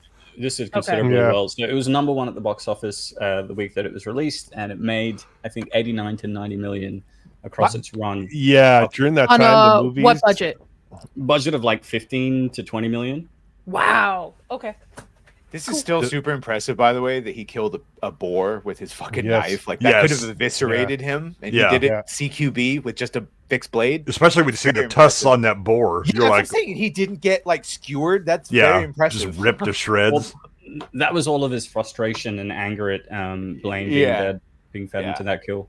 What's also interesting is that Anna, who's been trying to run away from them, just stayed still. They're like, she didn't run away. She got no interest in leaving now. I think Cynic has a message there, Niyat. In private chat? Yeah. No worries, Cynic. I think Cynic has to leave. Thank you so much for joining us, my friend. Really appreciate you. Yeah, man. I think I'm back for part 2. Is that correct? For next week? That's right. For next week. Yeah. I shouldn't have to leave early for that one. So, but no, thanks for having me, and I will be listening though. So, I'll talk to you guys later. Take care, buddy. Really See you next week, later, man. Okay, now we can start talking about him again. No, like when this came out, the movies that are out at this time, in 1987, it was insane. I think it was like Lost Boys. I think RoboCop was out this time. Interesting. The movies that are like, it was gold. It was like gold, Jerry. 80s and 90s were the golden age of action sci-fi. We had Total Recall. We had RoboCop. We had Starship Troopers. I mean, I'm naming a couple of Verhoeven classics here, but yeah, I love this bit though. Again, the very obvious connection when Billy goes like a hunter, and Arnie immediately looks up. He's using the trees. Yeah, because if you were a deer hunter, you know, especially a bow hunter, you would know you use tree stands. I love this moment here where he's talking to her in English. He's like, "No more games," and then she starts speaking English, and everybody's surprised. So I don't know what it is. Yeah. And then she talks about every century they come on the hunt. Yep. Because when we get part 2, it's only a decade. Always in the hottest. Well, that's just that part. Doesn't mean there's not other parts. Do they just like humid climates, or they're just looking? Yes. So their home planet of Yatra Prime has less oxygen and more nitrogen. They prefer the humidity and heat. And they can survive on Earth for, I think, a week without their mask. Otherwise, they'll suffocate. Yeah, you are the predator expert, man. Yes, man. Predator theory coming soon. Yeah. Do you know what they say? It takes a predator to know a predator. Whoa. A predator. Whoa. A predator. Whoa. Damn. Shot fired. But they kind of walk that back in AVP though, because they let the predators come in a snowy area in that film, which was kind of weird. I think it wasn't snowy at the time that temple was made. But they came down to Antarctica and nothing was different. Like they didn't react any differently or were dressed differently. to Yeah, it would you have know been what I nice to mean? see them have like a cloak or something to show that they didn't Yeah, like the cold. yeah. But I think when they go Like some they Klingon, deal. buck up and just go without a jacket. Yeah. Well, like even in Prey, then they do this. Like it's not. It's like fall, winter in Prey, but there's still a predator down. But Prey's a whole other shit show. so- Every time you Yeah. talk about Prey, I'm so excited to see it. I like I'm just- Prey. I think I'm gonna. If Gooch like it, I'm probably gonna like it. Gooch, the Gooch same thing's also- gonna happen. He liked Alien Romulus till I told him to watch it a second time, and then Gooch, I did you know, trade me on I that? know. Leaky boat. I know. Listen, I Gooch said goes they're by the very name similar. Gooch willingly, so Yeah. there's your sign not to trust his taste.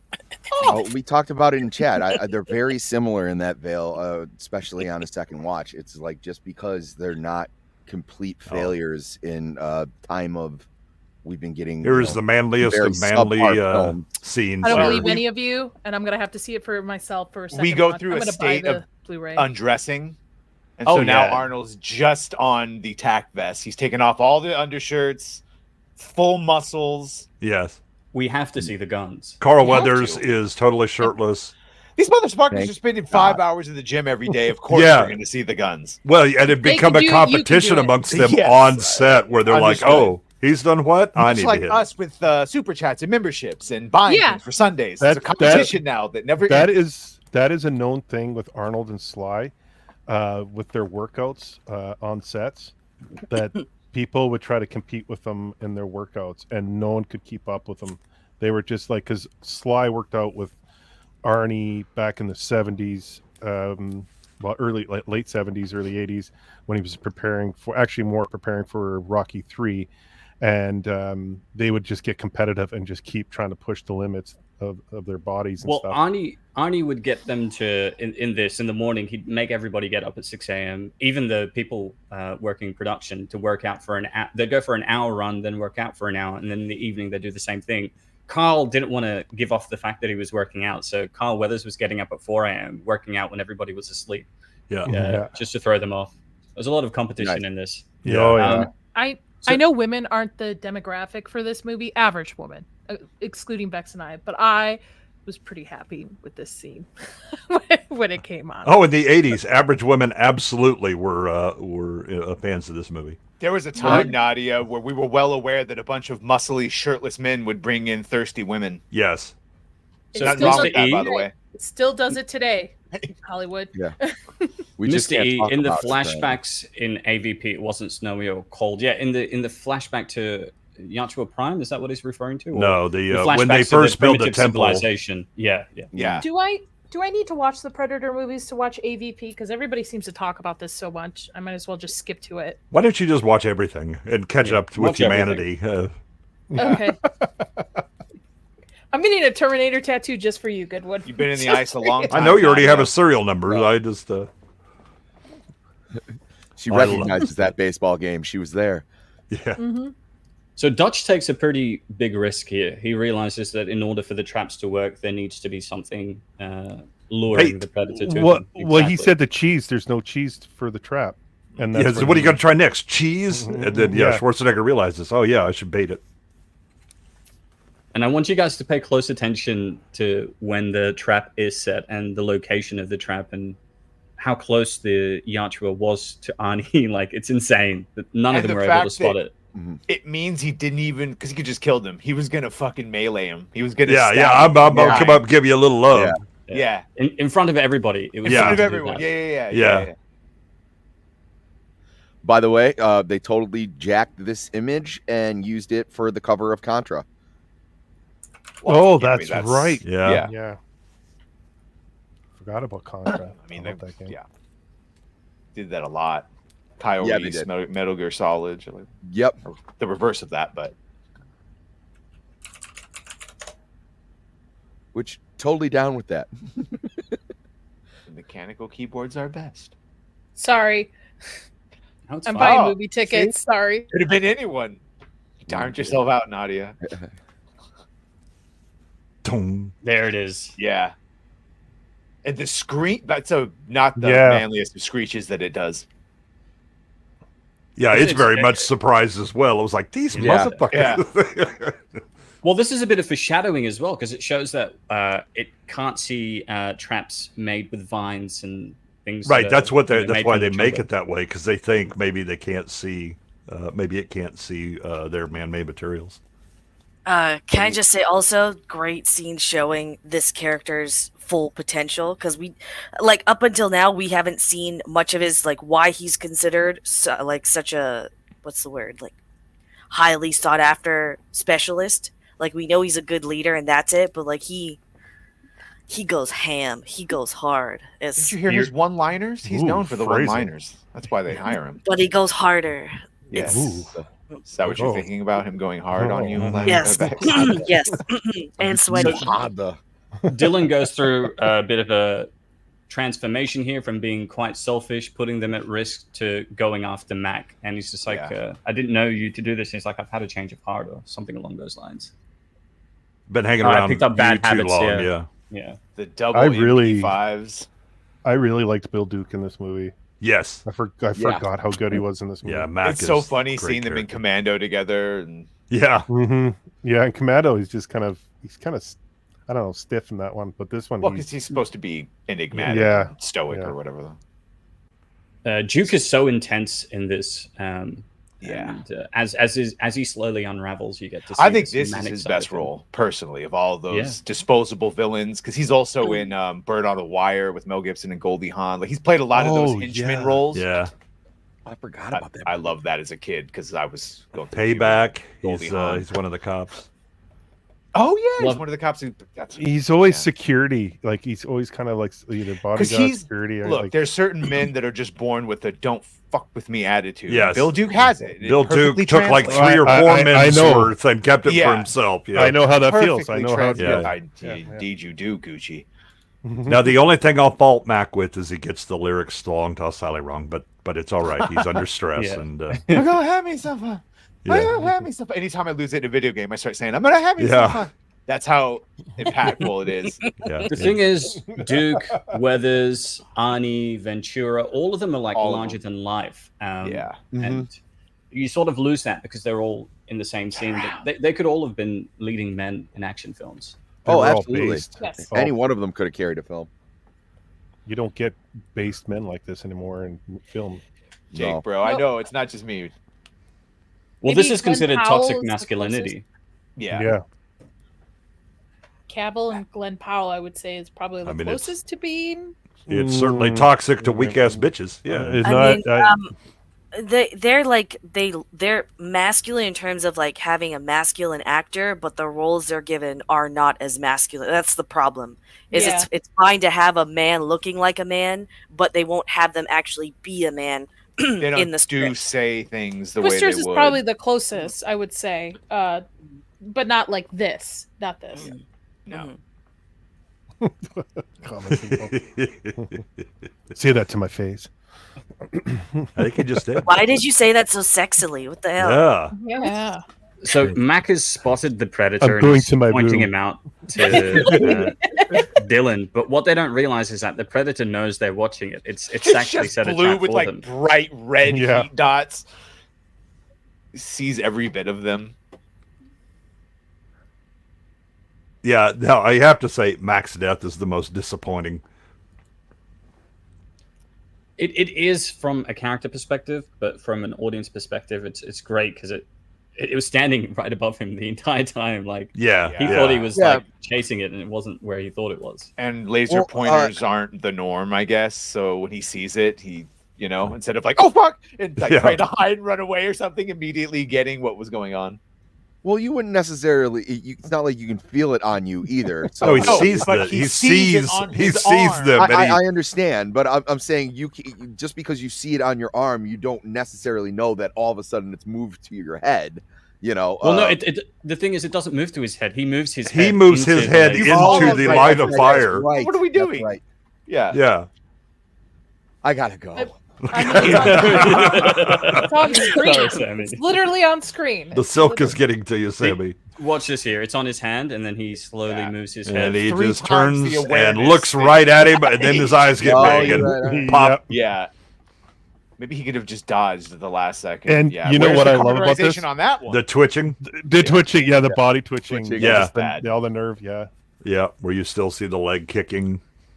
I equate this one with RoboCop of like when he's getting shot apart, those weird Yes. feelings. Oh, when yeah. you see Carl Weathers with his arm blown off and the turnaround, you're like, oh, that was like the first time I think I had seen an act. You know, Luke got his hand cut off, but he very quickly hides it. By the way, that's the arm that he does the arm grab with Arnie in the beginning. It's the same arm. I thought you were going to say that was his wanking hand. And yeah, it was very. It might have been. It might have It been. is. It's right on. It probably is if it's his dominant hand, I would assume, right? I think with Carl Weathers, both hands are quite dominant.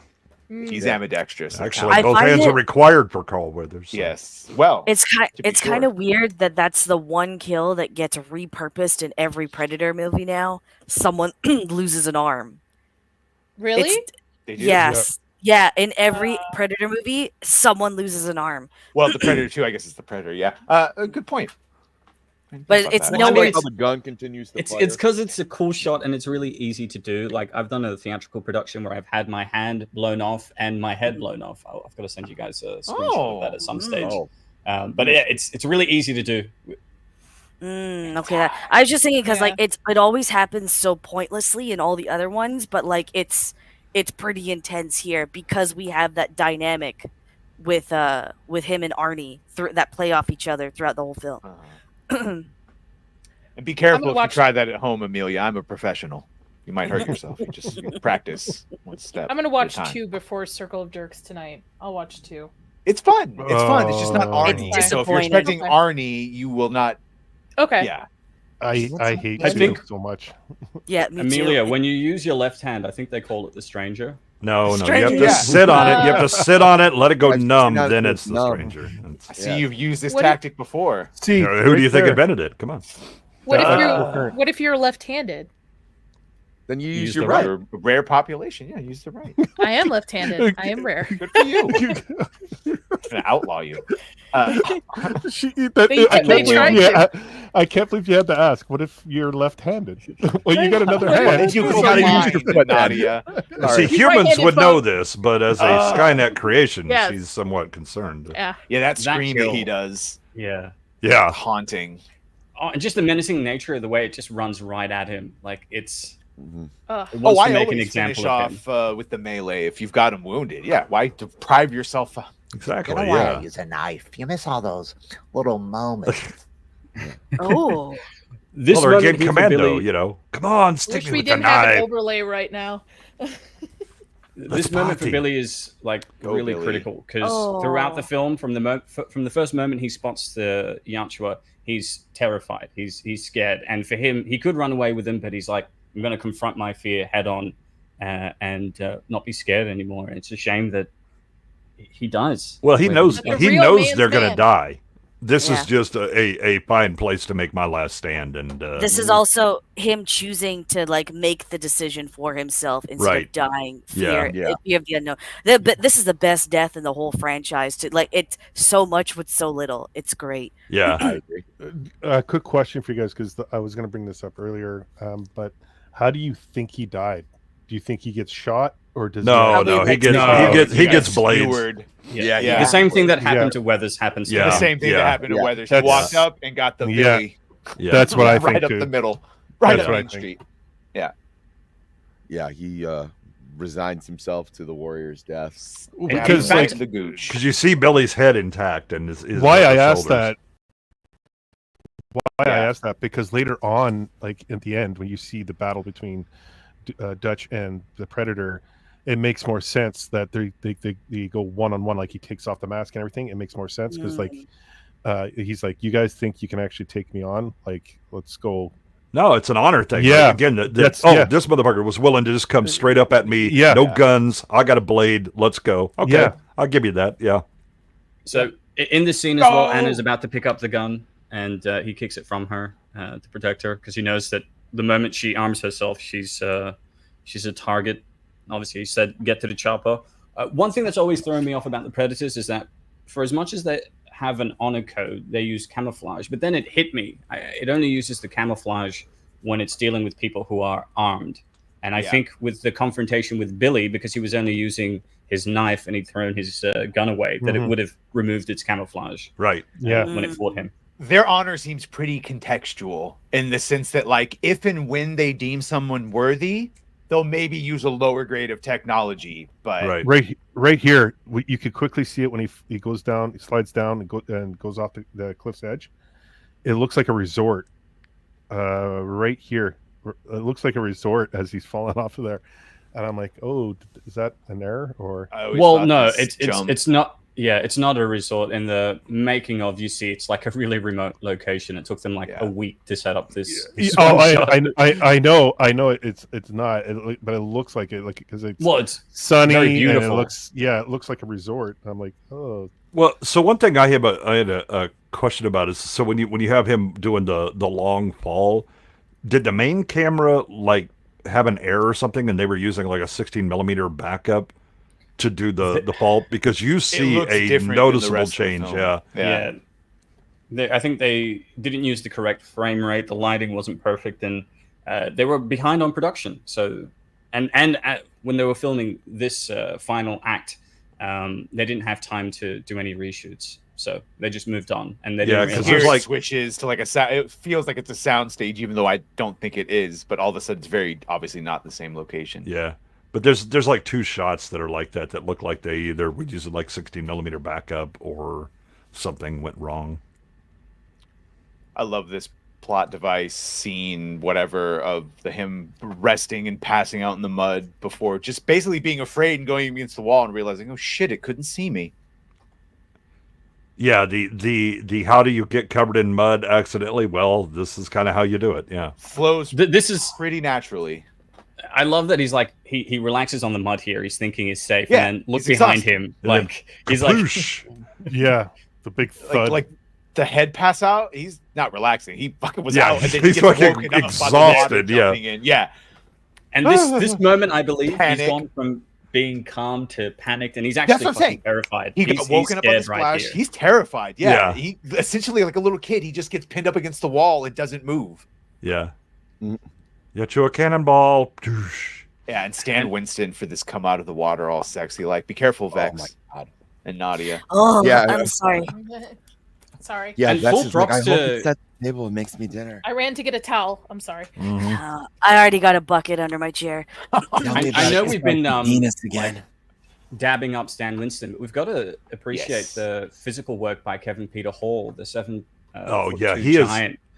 His 'Cause he- athleticism is the most impressive, right? Like, you know, the Oh, way yeah. that he moves. So much better than John Claude, and I love him. Yeah, he creates the physicality of the Predator, the way that it moves, the way that it interacts, it turns around. Everything that came after this is due to his phenomenal performance, and Yeah. they were quite lucky to have him because he'd played an alien before this in I think '83, and then he was in Harry and the Hendersons, which just wrapped up production. Love that movie. A couple of months Right. before. Well, it's similar actors like Kane Horder, who did Jason, Mhm. the Shape for Halloween too, as well. Like, there's a presence about them. They're able to do something without having to speak. This moment is also critical because it's the first time that Arnie sees how the plasma caster works. He sees the laser, and then he sees the plasma caster moving towards the target. And it's he's crazy learning. too now. Like, I know this is the 80 whatever, and now this is how targeting helmets on military, like helicopters and shit work, where wherever it looks, the gun looks. Yeah, they would have already existed like in the plasma. some military applications at this time. Yeah, so yeah, they wouldn't have been but portable. They and look that kind of way stuff. fucking cooler, and they actually work like they pretended they worked back then. Like, Yeah. all the things we pretended that was futuristic, we now actually have and work really well. What I love about this is, and we're getting to the scene where he's setting up everything to lure the predator in to all his traps, and that isolated location there. But the part I like about this is that Arnie figures out real quick that mud keeps him safe, the thermal heat that gives him away, and that he uses it to his advantage here. And then when he loses it, the predator lures him in afterwards. Like, he does the same thing to Arnold, and they both are playing this chess Yes. game with each other, and it's fantastic to watch. Like, I love this ending because it's like they're constantly trying to one up each other. And neither one is dumb. Right, you know, No, they're both no. intelligent. Arnie recognizes, Dick, okay, the enjoy. mud. Okay, so this is heat based. So guess what? I'm in a big damn bonfire because hey, I need light, but also the heat could help mask me. And then you have the Predator with the oh no, here's my blood trail. Just follow it on through here, and I definitely won't be sneaking up behind you to give you kisses. Yeah, they're both elite predators facing Yeah. off. It's the ultimate man versus monster, and Yeah. they both got an honor code as well. 10 to 12 feet tall is too like the super predators from Predators. I don't like that addition. Making like it's fine with them just being taller and already super strong. You don't need to make them 4 feet extra tall.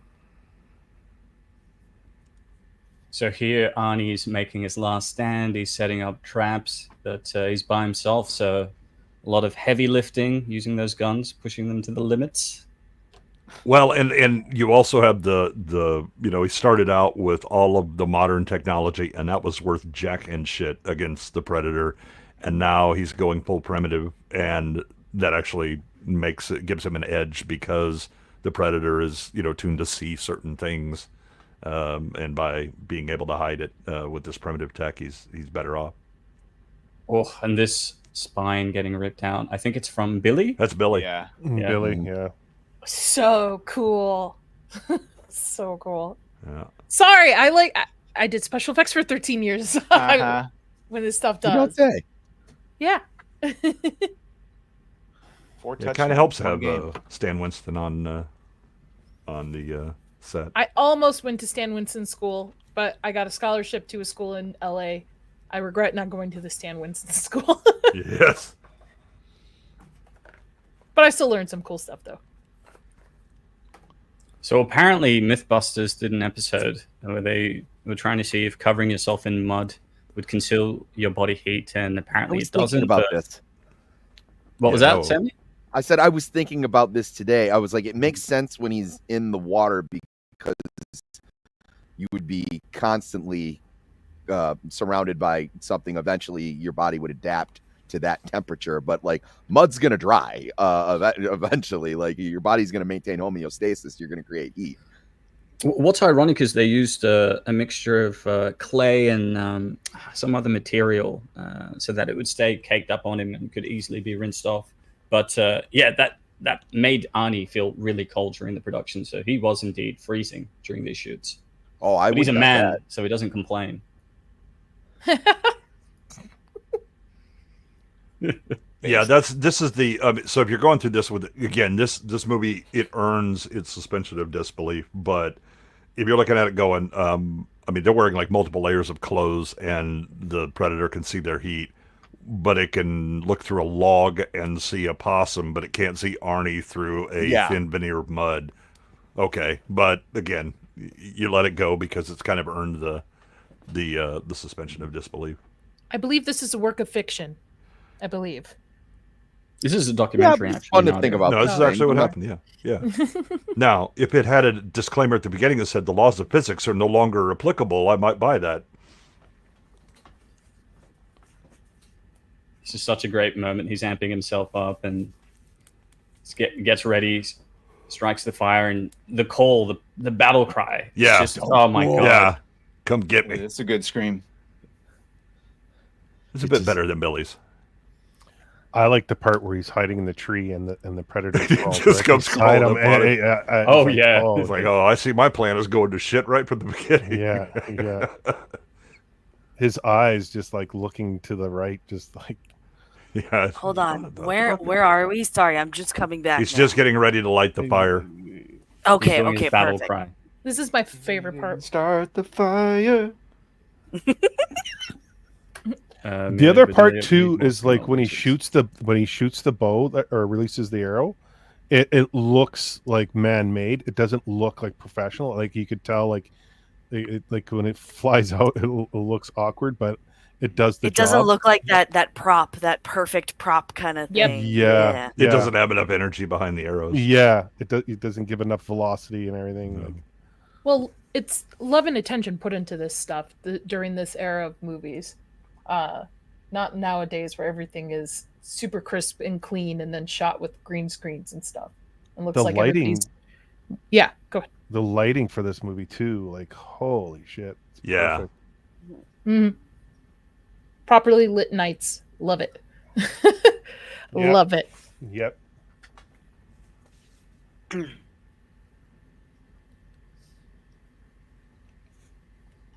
I can't see what we are. I haven't seen this copy with this He's FCD. hugging the tree here, and Yeah. then the predator's And the like predator's coming up, right. and you start Yeah. to see him, and it's like, Oh, Oh, yeah. he looks to his shit. right, and it's right there. Yes. Yeah. Right, yeah.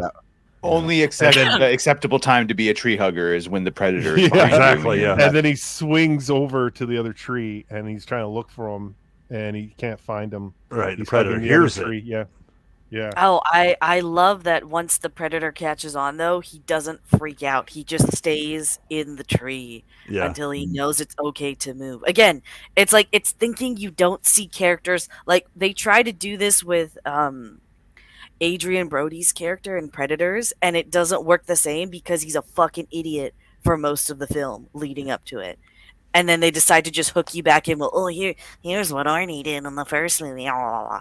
Well, he's different from Arnie in that while Arnie sort of respects his team and is a great team leader, Adrian Brody's character is a bit of a dick in the film as well. Like, he doesn't let them know that he's setting them up for failure. Like, he sets them. But they try to. I guess when we get to Predators, we can go into it there. But it's just like they set him up as a dick, but then they try to walk it back halfway. You can't into walk the it film. back.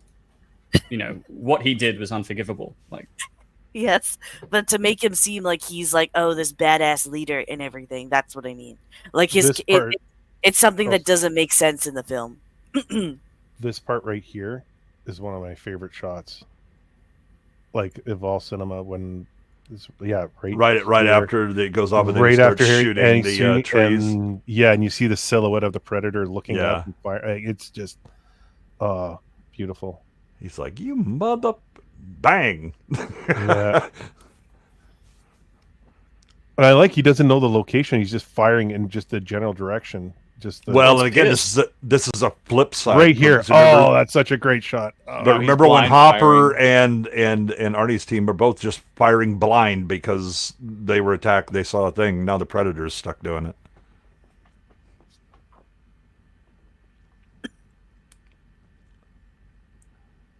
I was away from the screen. The first shot that he fires at the predator destroys its camouflage, doesn't it? Yeah. Yeah. By the way, I'm sure we'll say the same thing again when we do talk about it in Predators, but Vex, they weren't setting Brody up to be a great leader or whatever. They were setting him up to be a shrewd tactician that sacrificed the integrity of his team so that he could get a view of what the threat was because he only cared about himself. Oh no, I'm not disagreeing with that. A hero. No, what I'm saying is that they tried to turn him into this tactical badass in the end of the film, when for the first half of the film, they didn't set that up whatsoever in a lot of the things he did. That's what I mean with his character. So they tried to mimic what Arnie does here with setting up the traps, but it doesn't work because they didn't build Adrian Brody's character to be earned. more than an asshole, you know? Agreed. That's what I meant. Yeah. You know, there's a comic that ties up what happens to him and the female sniper. If you're ever Is interested, it sexy or is it not sexy? I think there's no. It's not very sexy. Take a cold shower. You're all jazzed up over these predators. Stop it. Get some help. I am curious though. This part too, when he throws the spear and Yeah. Yeah. Does this do anything for you?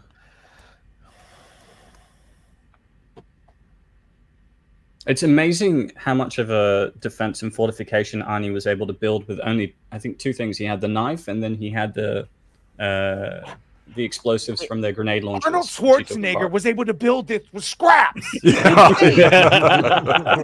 I'm sorry. I'm not Arnold Schwarzenegger. I genuinely like too that the props department goes through the effort of making it all like, because in the newer movies, when they try to do the trap thing, it's like, oh, you very obviously found rope in the middle of nowhere, but here you can tell like, oh, those are just jungle vines. Yeah, very I use vines for everything. Mm-hmm. Mm-hmm. Whereas the Predator has unlimited shots with the plasma caster. Arnie only has one shot to It destroy doesn't the ever run out Plasmacaster. because in the video games, it sure as fuck runs out. Like, doesn't the energy source power cell? Yeah, it give out eventually? recharges. It runs out, but then I'm pretty sure it recharges. It's a as lightsaber well. situation where eventually Pretty it just much. yeah. It doesn't run out in time for Arnie. Right. Well, they make it that he was a Vietnam vet, so like he would be very familiar with like these guerrilla tactics, and making your own weapon, doing things on the fly. And you buy into it, which is one of the best parts about it. It doesn't feel Dutch Vietnam prequel win. I'd I mean, get out to see that. I don't think that happened because otherwise we would have won. Yeah, exactly. Yeah, again, I love this clever bit from the Predator. Because Where again, lures him he's in. a hunter, Yeah. he knows, so just they're gonna follow the blood trail, and I'm gonna sneak right up behind him. Where are And we? it just goes. This is the moment where Arnie's going in, following the blood Okay. into his trap, but the Predator has sort of lured him in here. But they're both playing 2D chess because, sure, the Predator has lured him here, but Arnie has where he also wanted set to go. 2 traps. Exactly. Yeah. Arnie got a little gift for you. Blow out the candles. Oh, the blood dripping from behind him. Such a cool look. Yeah, and again, he hears it. Mm-hmm.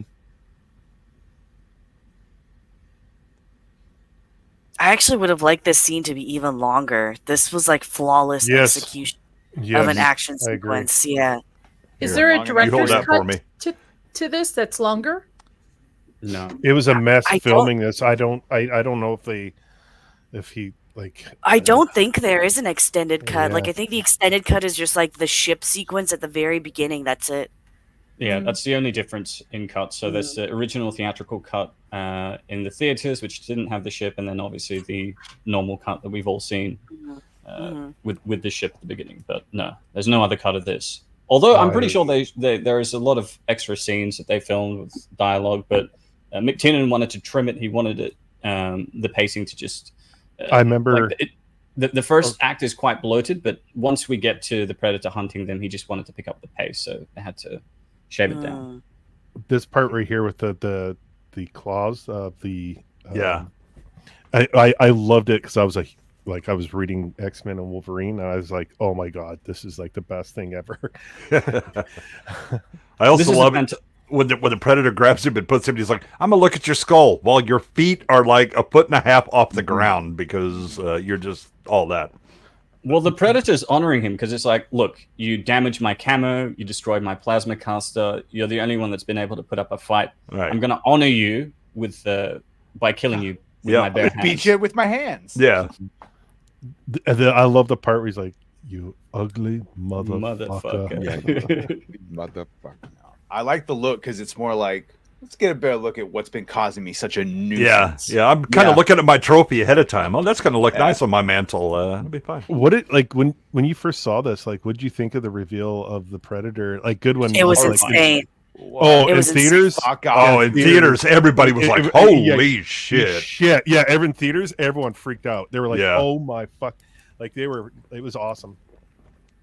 My favorite part is when he punches him for the first time, and the predator just looks at him and does the one little mandible, like like an eye twitch. Yeah. You just hit me. And Yeah. just beats the shit out of him. Oh, we hitting now. Okay. Like, pop, throw you 18 feet through the air. I don't know if they had like a body language expert or someone that would choreograph that, but the idea to just make it do that is really smart. Yeah. We get to see a bit of personality from the Predator here as well, right? Yeah. So you said that this is a seasoned predator, like this one has been on more than one hunt? It's an elite predator, yeah. Okay, gotcha. Right here, when he's like trying to lure him in, and then he sees the spikes hanging from the top of the little tunnel that he's in. Like other predators would have probably fallen for that. Yeah. Especially the unblooded. But again, he's already learned that, okay, this little hairless monkey, he clever. I got to be real cautious around him because he's not fleeing from me anymore. He's suddenly turned and he's like, he got Beginning something to believe. Yeah. And I love because people watching this would be like, "Oh, Arnie, hitting it is gonna do something." To Yeah, it. It doesn't. no. Like literally, It totally it's barely a emasculates slap. Arnie, which is a hell of a thing to pull off. Yeah, don't they? Their prime planet is like super higher gravity, so they're way stronger and sturdier. Oh, absolutely, yeah. And not only is Kevin Peter Hall like a huge dude, but with the Predator suit, I think it was 200 pounds, so it just adds so much weight to the Yantra. And this Yeah, I part mean, right here, this thing I should love have what, like 200-300 pounds on Arnie. Oh, absolutely. Yeah. For everyone that's on the primal, like this part where Arnie's hovering over with the rock, and he's about to bash his head in. I thought of episode 3 where where Spear is hovering over the mammoth. Like, yeah. Well, and I think you see that what happens is Arnie he just gets more and more primitive, and at the end, all he has is a big rock. Mm-hmm. So this is the moment where Arnie's leading it into one of the 2 traps that he has, and the Predator catches it. And I love how it admires the spikes. It's like, oh, you think you're gonna? Like, I see you're gonna that. get me with this? I'm gonna have to go around the other side. Arnie's like, shit.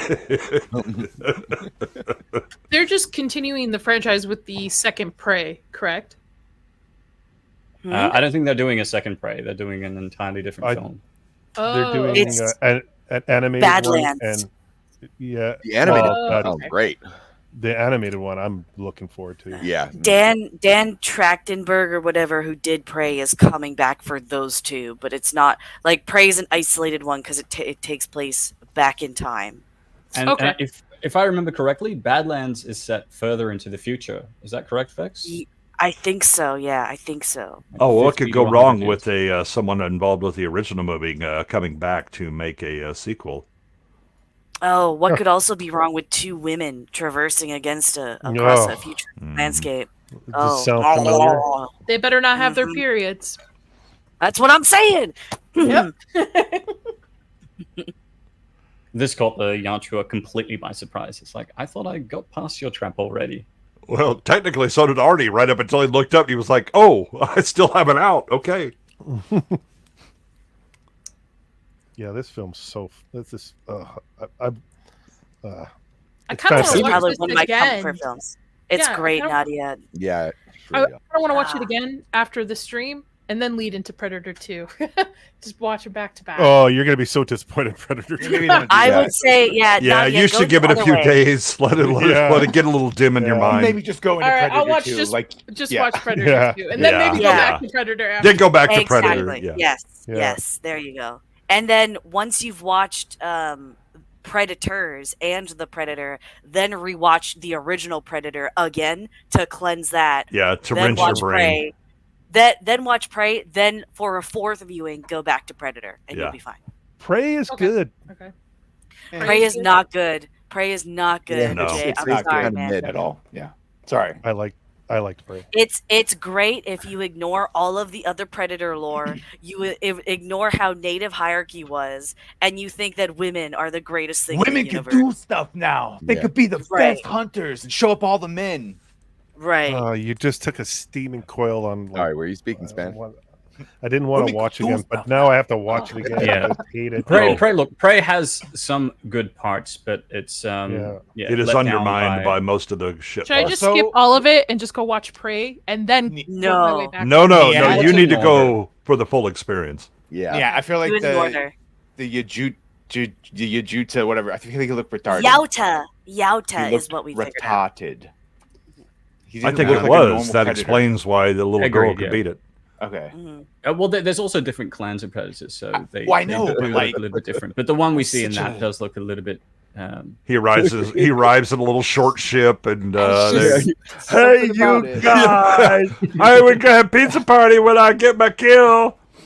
He's why they thought autism was the key to the future. That Predator. That's why you can work the bracelet so well. You guys know why it did the self-destruct? I know that 'Cause- Badger will probably know, but Well, it shouldn't leave evidence. I thought it was Yeah, so yeah. he could get. Oh, I thought it was So he he could would be win. taken as a trophy, is what I would have. Yeah. Correct. Yeah. So it's a combination of it not wanting to be a trophy and wanting to destroy all of its technology. Right. Yeah. Yeah, that's what I initially thought. Two birds, one stone. Yeah, Wait, no- so I don't now leave any evidence. now the events of the Predator make even less sense if they try not to leave. Oh, the Predator does not make sense. You are correct. I applaud you for coming to that conclusion. Now, there's something that I didn't catch until viewing this today because I'd never watched this with subtitles on. It's saying that when the Predator's laughing at the end, he's mimicking Billy's laugh. Yeah, You it didn't is. get Yeah. that? It's Billy's That was laugh. Billy's I laugh never that got he's playing. Whose laugh did you thought the Predators just laughed like that? Yeah, I just thought he listened to Vincent Price's. I he even listened to caught Michael it. Jackson's Thriller. It literally sounds like the guy laughing from like 40 minutes previously in the movie, but okay. I love the shot with Arnie after the carnage is sort of settled. It goes from this intense music and explosion to just silence. And almost Arnie's melancholy, sweet. Look at his It's face. the same like thing he's- that plays when Mac is talking to Blaine. That horns taps kind of thing. Yeah. Yeah. I a think bit of this trivia. goes The back to, pilot. Sorry, what was that, Sammy? No, I was saying I just think it goes back to like me watching this all throughout my childhood. I was like just willing to accept a lot more things when I was a kid. Like, okay, predators laugh. I get it. Whatever, like moving on. Sammy is the key to the Predator. Kevin Peter Hall being the pilot. Kevin Peter Hall was the pilot. Great Nice cameo. little cameo. I like this. It's a throwback to old action films where This is great. all the yeah. characters that died are shown. In the Ghost Recon, bless you, in the Ghost Recon video game, they had a crossover for a limited time with Predator where you got to fight it. And what a pain in the ass fight that was, by the way. But when you finally do kill it, we all started running because and he did, by the way, he blows up. just Of like course he does. does. But totally great that they paid homage to that. You know how Alien Isolation is like the Alien game to play? Is there like a Predator game to play that AVP2. everybody tunes in? AVP2 from Sierra Okay. Entertainment, and I guess the more modern AVP is acceptable, Hunting but Grounds? AVP2, yes, No, AVP2 will AVP2. always be the best. Yeah. Have you Okay. guys played Predator Hunting Grounds? No, I It haven't. puts you. It puts you in the perspective. You can. You can play as either the humans or the predators. But I did like playing as a predator in that. It was That's pretty the awesome. great thing about I AVP2. would You get to love play to as play- alien, predator, or human, and you're a colonial marine. It's the simplest of plot that if you did this as a movie, it would be fine. You have Wayland Yutani find a planet that has an alien queen, and while they're studying it, the predators arrive because that's where they blood their predators and do their training, and they find the Yutani, so they start shit up, and then the colonial marines come in to help, and it's a three-way fight between all the factions. And it is I wonder- magnificent. With 360 Alien game or Earth No, it's happening, PC. right? Is that Alien Earth? I wonder if they're going That's- to tie in Predator in a way. You, in Alien Earth, I don't think they can do Alien Earth properly because that's the end of our planet. Like, Right, and it's Is a it the most- prequel, so clearly whatever happens doesn't spread to everything because Alien Resurrection is in the future, and that I don't know. oh, and Alien Earth Invasion in the comic actually features Hicks and Newt, so they can't do that as well because they're dead because of Alien 3. Thank you, David guys. Fincher. Yeah, that's why we can't have nice things.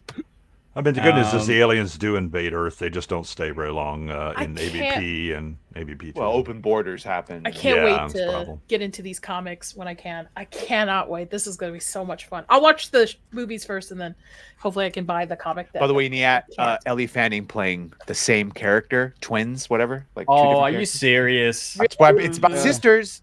You see it, Acolyte, right? but twin This sisters. is literally the Acolyte. Yes. It's sisters traveling across a wasteland. That's the plot synopsis of Badlands.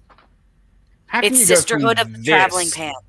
How can you go from this to that? Like, no. That's what my I'm God. saying. Like, this is, I would argue that this is probably the worst, like, the ultimate downfall of a franchise. if But you also, look at this is the thing. We just had a female protagonist. Now you give a real male protagonist. And then we go back to a female if we're going to play that fucking everywhere. You get to play with the video game, then we get to play with the Yeah. video game.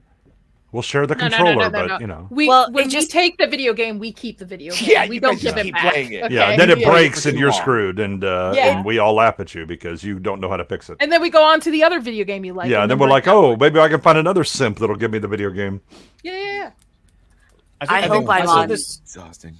I said this last week, but part of the reason why the later films don't work is that they don't bring back the people who were involved in the original films. Like Dan O'Bannon wasn't contacted for Alien 3, Alien Resurrection, or the later Alien films that we get. We don't have John McTiernan, who directed this first film, featured or hired to direct any of the later films, mainly because he was in jail for wiretapping and tax evasion, obviously. And then you have Ridley Scott. He's the only one, but he's senile. Now he's doing a third Prometheus prequel film to tie up his. To be They're fair, not fun. Yeah, so do some research on Dan O'Bannon and kind of his background. This is a reason he's not brought back. He's kind of I had a couple of ideas when I was young, and then I just decided to milk it. You do get a lot of that in the behind the scenes of the first Alien, where his original draft, which I read like 10 years ago, isn't actually that great. He had some really cool ideas, but it was the producers who tightened that script up. And and then after that, it's basically yes, you're using my characters, so I'll collect the check and thank you. And just to counter that a little bit, because Ridley Scott has been very involved with most of the Alien films, and they're still really bad. I would say there's just a complete loss of understanding when it comes to the material. In our Predator chat, for example, earlier this week, Goodwin mentioned how he kind of reinforced the rite of passage thing to me. And rewatching Prey, I'm just the rite of passage thing is still happening, but you don't understand who a rite of passage was meant for in this context. So a lot of the story work and character work doesn't make sense in that movie as a result. And there just seems to be a fundamental misunderstanding of what the Predator is and what it's capable of, right? You see the same thing in Alien happening, even though Ridley is still heavily attached to a lot. Well, that's why I said the people who are initially involved are either dead, in jail, or senile. Ridley is one of the few people that has control, but he's completely lost the plot. I think you have a problem with certain things can only happen at certain times where everything all the events reach a confluence where things can happen. I don't think that Cameron could do a good Terminator movie anymore. I know that Ridley can't do a good Alien movie anymore, but they are also understand how old they were when they made those and in their career. On making movies, and what the audience expectations were, and what the studio system was like at the time, and what the way that you actually implemented effects, and the limitations of budget, shooting on film. Right? You don't have I'll take 37 shots and just pick them in the digital nonlinear editing. Right? It was I'm shooting on film. It costs money to shoot something multiple times, so I do the hard work to set it up with storyboards and all that the first time. Actors are different, right? You when we were talking about could you make this movie again? No. First of all, you couldn't find this much testosterone in the entirety of Hollywood that is contained within this cast. And then you have to have writers who actually understand men and hunting and combat and the military and the little quips and how we deal with things, right? None of that is possible. Then you would need a studio that's willing to take this risk and eat the heat of all of the Twitter mob losing their minds because of the toxic masculinity. You couldn't do it, right? There are things that can only happen at certain times with certain people, and they can't replicate it. You would think as big a franchise as the two of them are, there would be, in a sense, a Bible, a lore Bible that is followed throughout the entire thing. But I guess not. That's the problem with a lot of these things is these studios think just because you stamp a name on it, it's just gonna garner an audience, which it inevitably does because people enjoy these franchises. But because of that, they tend to put out a subpar product because they're like, well, it's gonna put butts in seats anyway because it's got a Predator in it, and they do it with everything. I mean, they've done it with Terminator. They've done it obviously with Star Wars, Marvel, unfortunately, and they're going to continue to make these mistakes until people realize that just because you make something like this, you don't have to go see it. But it's unfortunate. Agreed. Go on, Bex. No, go ahead. Go ahead. No, I was gonna change the topic entirely. Oh, go ahead then. It's okay. I'm a woman. You got superiority. So before we that. wrap things up and give our final thoughts, I just wanted to read a last super chat that came in from RRTNZ. Just realized I'm a wrench. Cheers, Niyat. I'm as honored as when Chuck Norris decided to have his birthday the same date as mine. It was his all along. Appreciate you, bud. And let's see if we can find a clip for you, my friend. Are these all your lunches? You mean you eat other people's lunches? Stop it! I love that movie. With all of that said, final thoughts on the film, Gooch. Unreal film. I would give it like it's a 9.5 out of 10. No, it's a 10 out of 10. Who am I trying to kid? It's a lot of nostalgia for me because I did see it in the theater. It was one of the things that my dad and I bonded on. It was those action movies. Like he took me saw Conan. He took me to see Commando. So like, it's one of those things. Yeah, it's great all around. I just 10 out of 10. Absolutely, good one. Yeah, I mean, this movie is far better than it has any right to be. The writing is so good for what would, most people would just consider a schlocky action movie, and yet you get these great characters, and then to switch up to this horror movie halfway through, and you really care about all the characters that are getting killed. It's not just, oh look, dumb person did dumb thing, and wasn't that a neat kill though? No, it was like, oh my god, they got Mac. I might be disappointed that he got him, but there's a reason I'm disappointed that they got Mac, because I like him. Yeah, this movie is any action movie, and doubly so this kind of action horror sci-fi mix up that it all is. They should all aspire to be this movie, and it definitely within its genre is a 10 out of 10. And as a movie overall, I mean, it's pretty hard to argue that it's not a 10 out of 10. It is really tight. It is really written well, and the execution is great. 100%. Badger. Yeah, at first when Gooch said 9.5, it was a long way to say. I was like, yeah, it is a 10 out of 10. I was going to qualify it by like emotions, but no, I think objectively, if there is such a thing as a 10 out of 10, this is almost a perfect movie, like along the lines of a Back to the Future, where it's just like, yeah, it exists right there in its own little bit. Yep. Yeah, so 10 out of 10 for me. Facts. Pixar, it didn't happen, Gooch. Sammy, final thoughts? Yeah, 10 out of 10, start to finish. Just fun the whole time. There's no lulls in this film. It's just absolute start to finish, just fun all the way through, and it still holds up. And yeah, I can't say any more than the guys in front of me already said. I mean, you guys pretty much nailed it. It's a great film. It's a perfect action film. Like, it really is. Vex Electronica. I give this movie 10 what if the Predator boned that chick in the forest out of 10. This movie's great. It's one of my favorites. Perfect pacing, peak action. The crossover between action, horror, thriller, sci-fi works near perfectly. Really, the only negative thing I have to say is just I wish that ending scene was a bit longer. I wish the movie were just a bit longer and it had more of those little moments of the squad bonding together and the Predator hunting them. But as it is, like, I can't understand why critics hated this movie. This movie's great. You wanted more. Gotta leave them wanting more, Vex.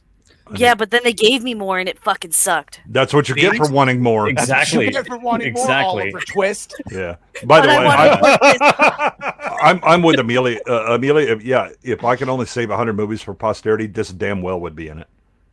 Agreed. Yeah.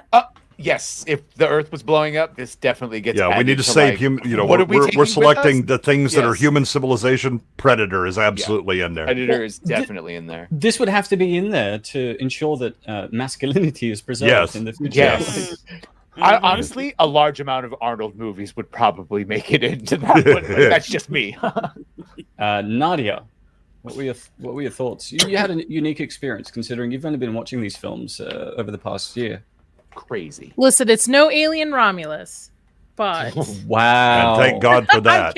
I'm kidding. 10 out of 10. It was a lot of fun. Again, it's a movie I revisit quite often now after seeing it. I love the special effects for it, the camera work for it. It's just all around a fun time. It's a fun roller coaster to be on. And I'm with Vex. I wish it was a little bit longer, maybe more into the lore of the Predator. But maybe that's what you women are never a little satisfied. wider, maybe. But maybe that's what makes it great is the fact that it allows its audience to kind of fill the gaps there. And come on! Phrasing. Yeah, come on. So for me, it is a 10 out of 10 action movie. I loved it. I guess I'm last. So Predator for me is much more than a simple action movie. It's an exploration of the human spirit under duress and a commentary on the primal nature of survival, which we see Dutch embody in the final act. The film works so well because it constantly pushes its characters, especially Dutch, to their absolute limits. We see them at their breaking point and how they deal with it. Some collapse under the weight of it, and some of them persevere. And some of them confront their fear head on with, as we see with Billy. We see them shift from confident warriors to desperate survivors. And for me, it highlighted the theme of that survival isn't just about strength, but also adaptability and wit, which, again, Dutch embodies. From Schwarzenegger's grounded performance and McTiernan's expert direction to Winston's unforgettable creature design, its smart use of suspense. We've got the pulsating score by Alan Silvestri, which is just memorable. I'm always humming that tune on a weekly basis, and practical effects that still hold up. For me, Predator is an action horror masterpiece. I don't give films a 10 out of 10, and the highest rating I've ever given a film is a 9.5, and I think Alien had that. For me, Predator's going to be a 9.75 out of 10, which is the closest I'll go to a 10. But that's pretty much it, guys. Thank you so much for joining us. Please subscribe and check out the channels of everyone on the panel, including Movie Cynic, who left earlier. They have fantastic content, and I highly recommend you give it a watch. Yeah, I guess that's pretty much it. We'll be back with Predator 2 next week with most of the same panel and a few other guests. Till then, yeah, have a great evening and fantastic weekend. We'll see you next time. Get to the chop.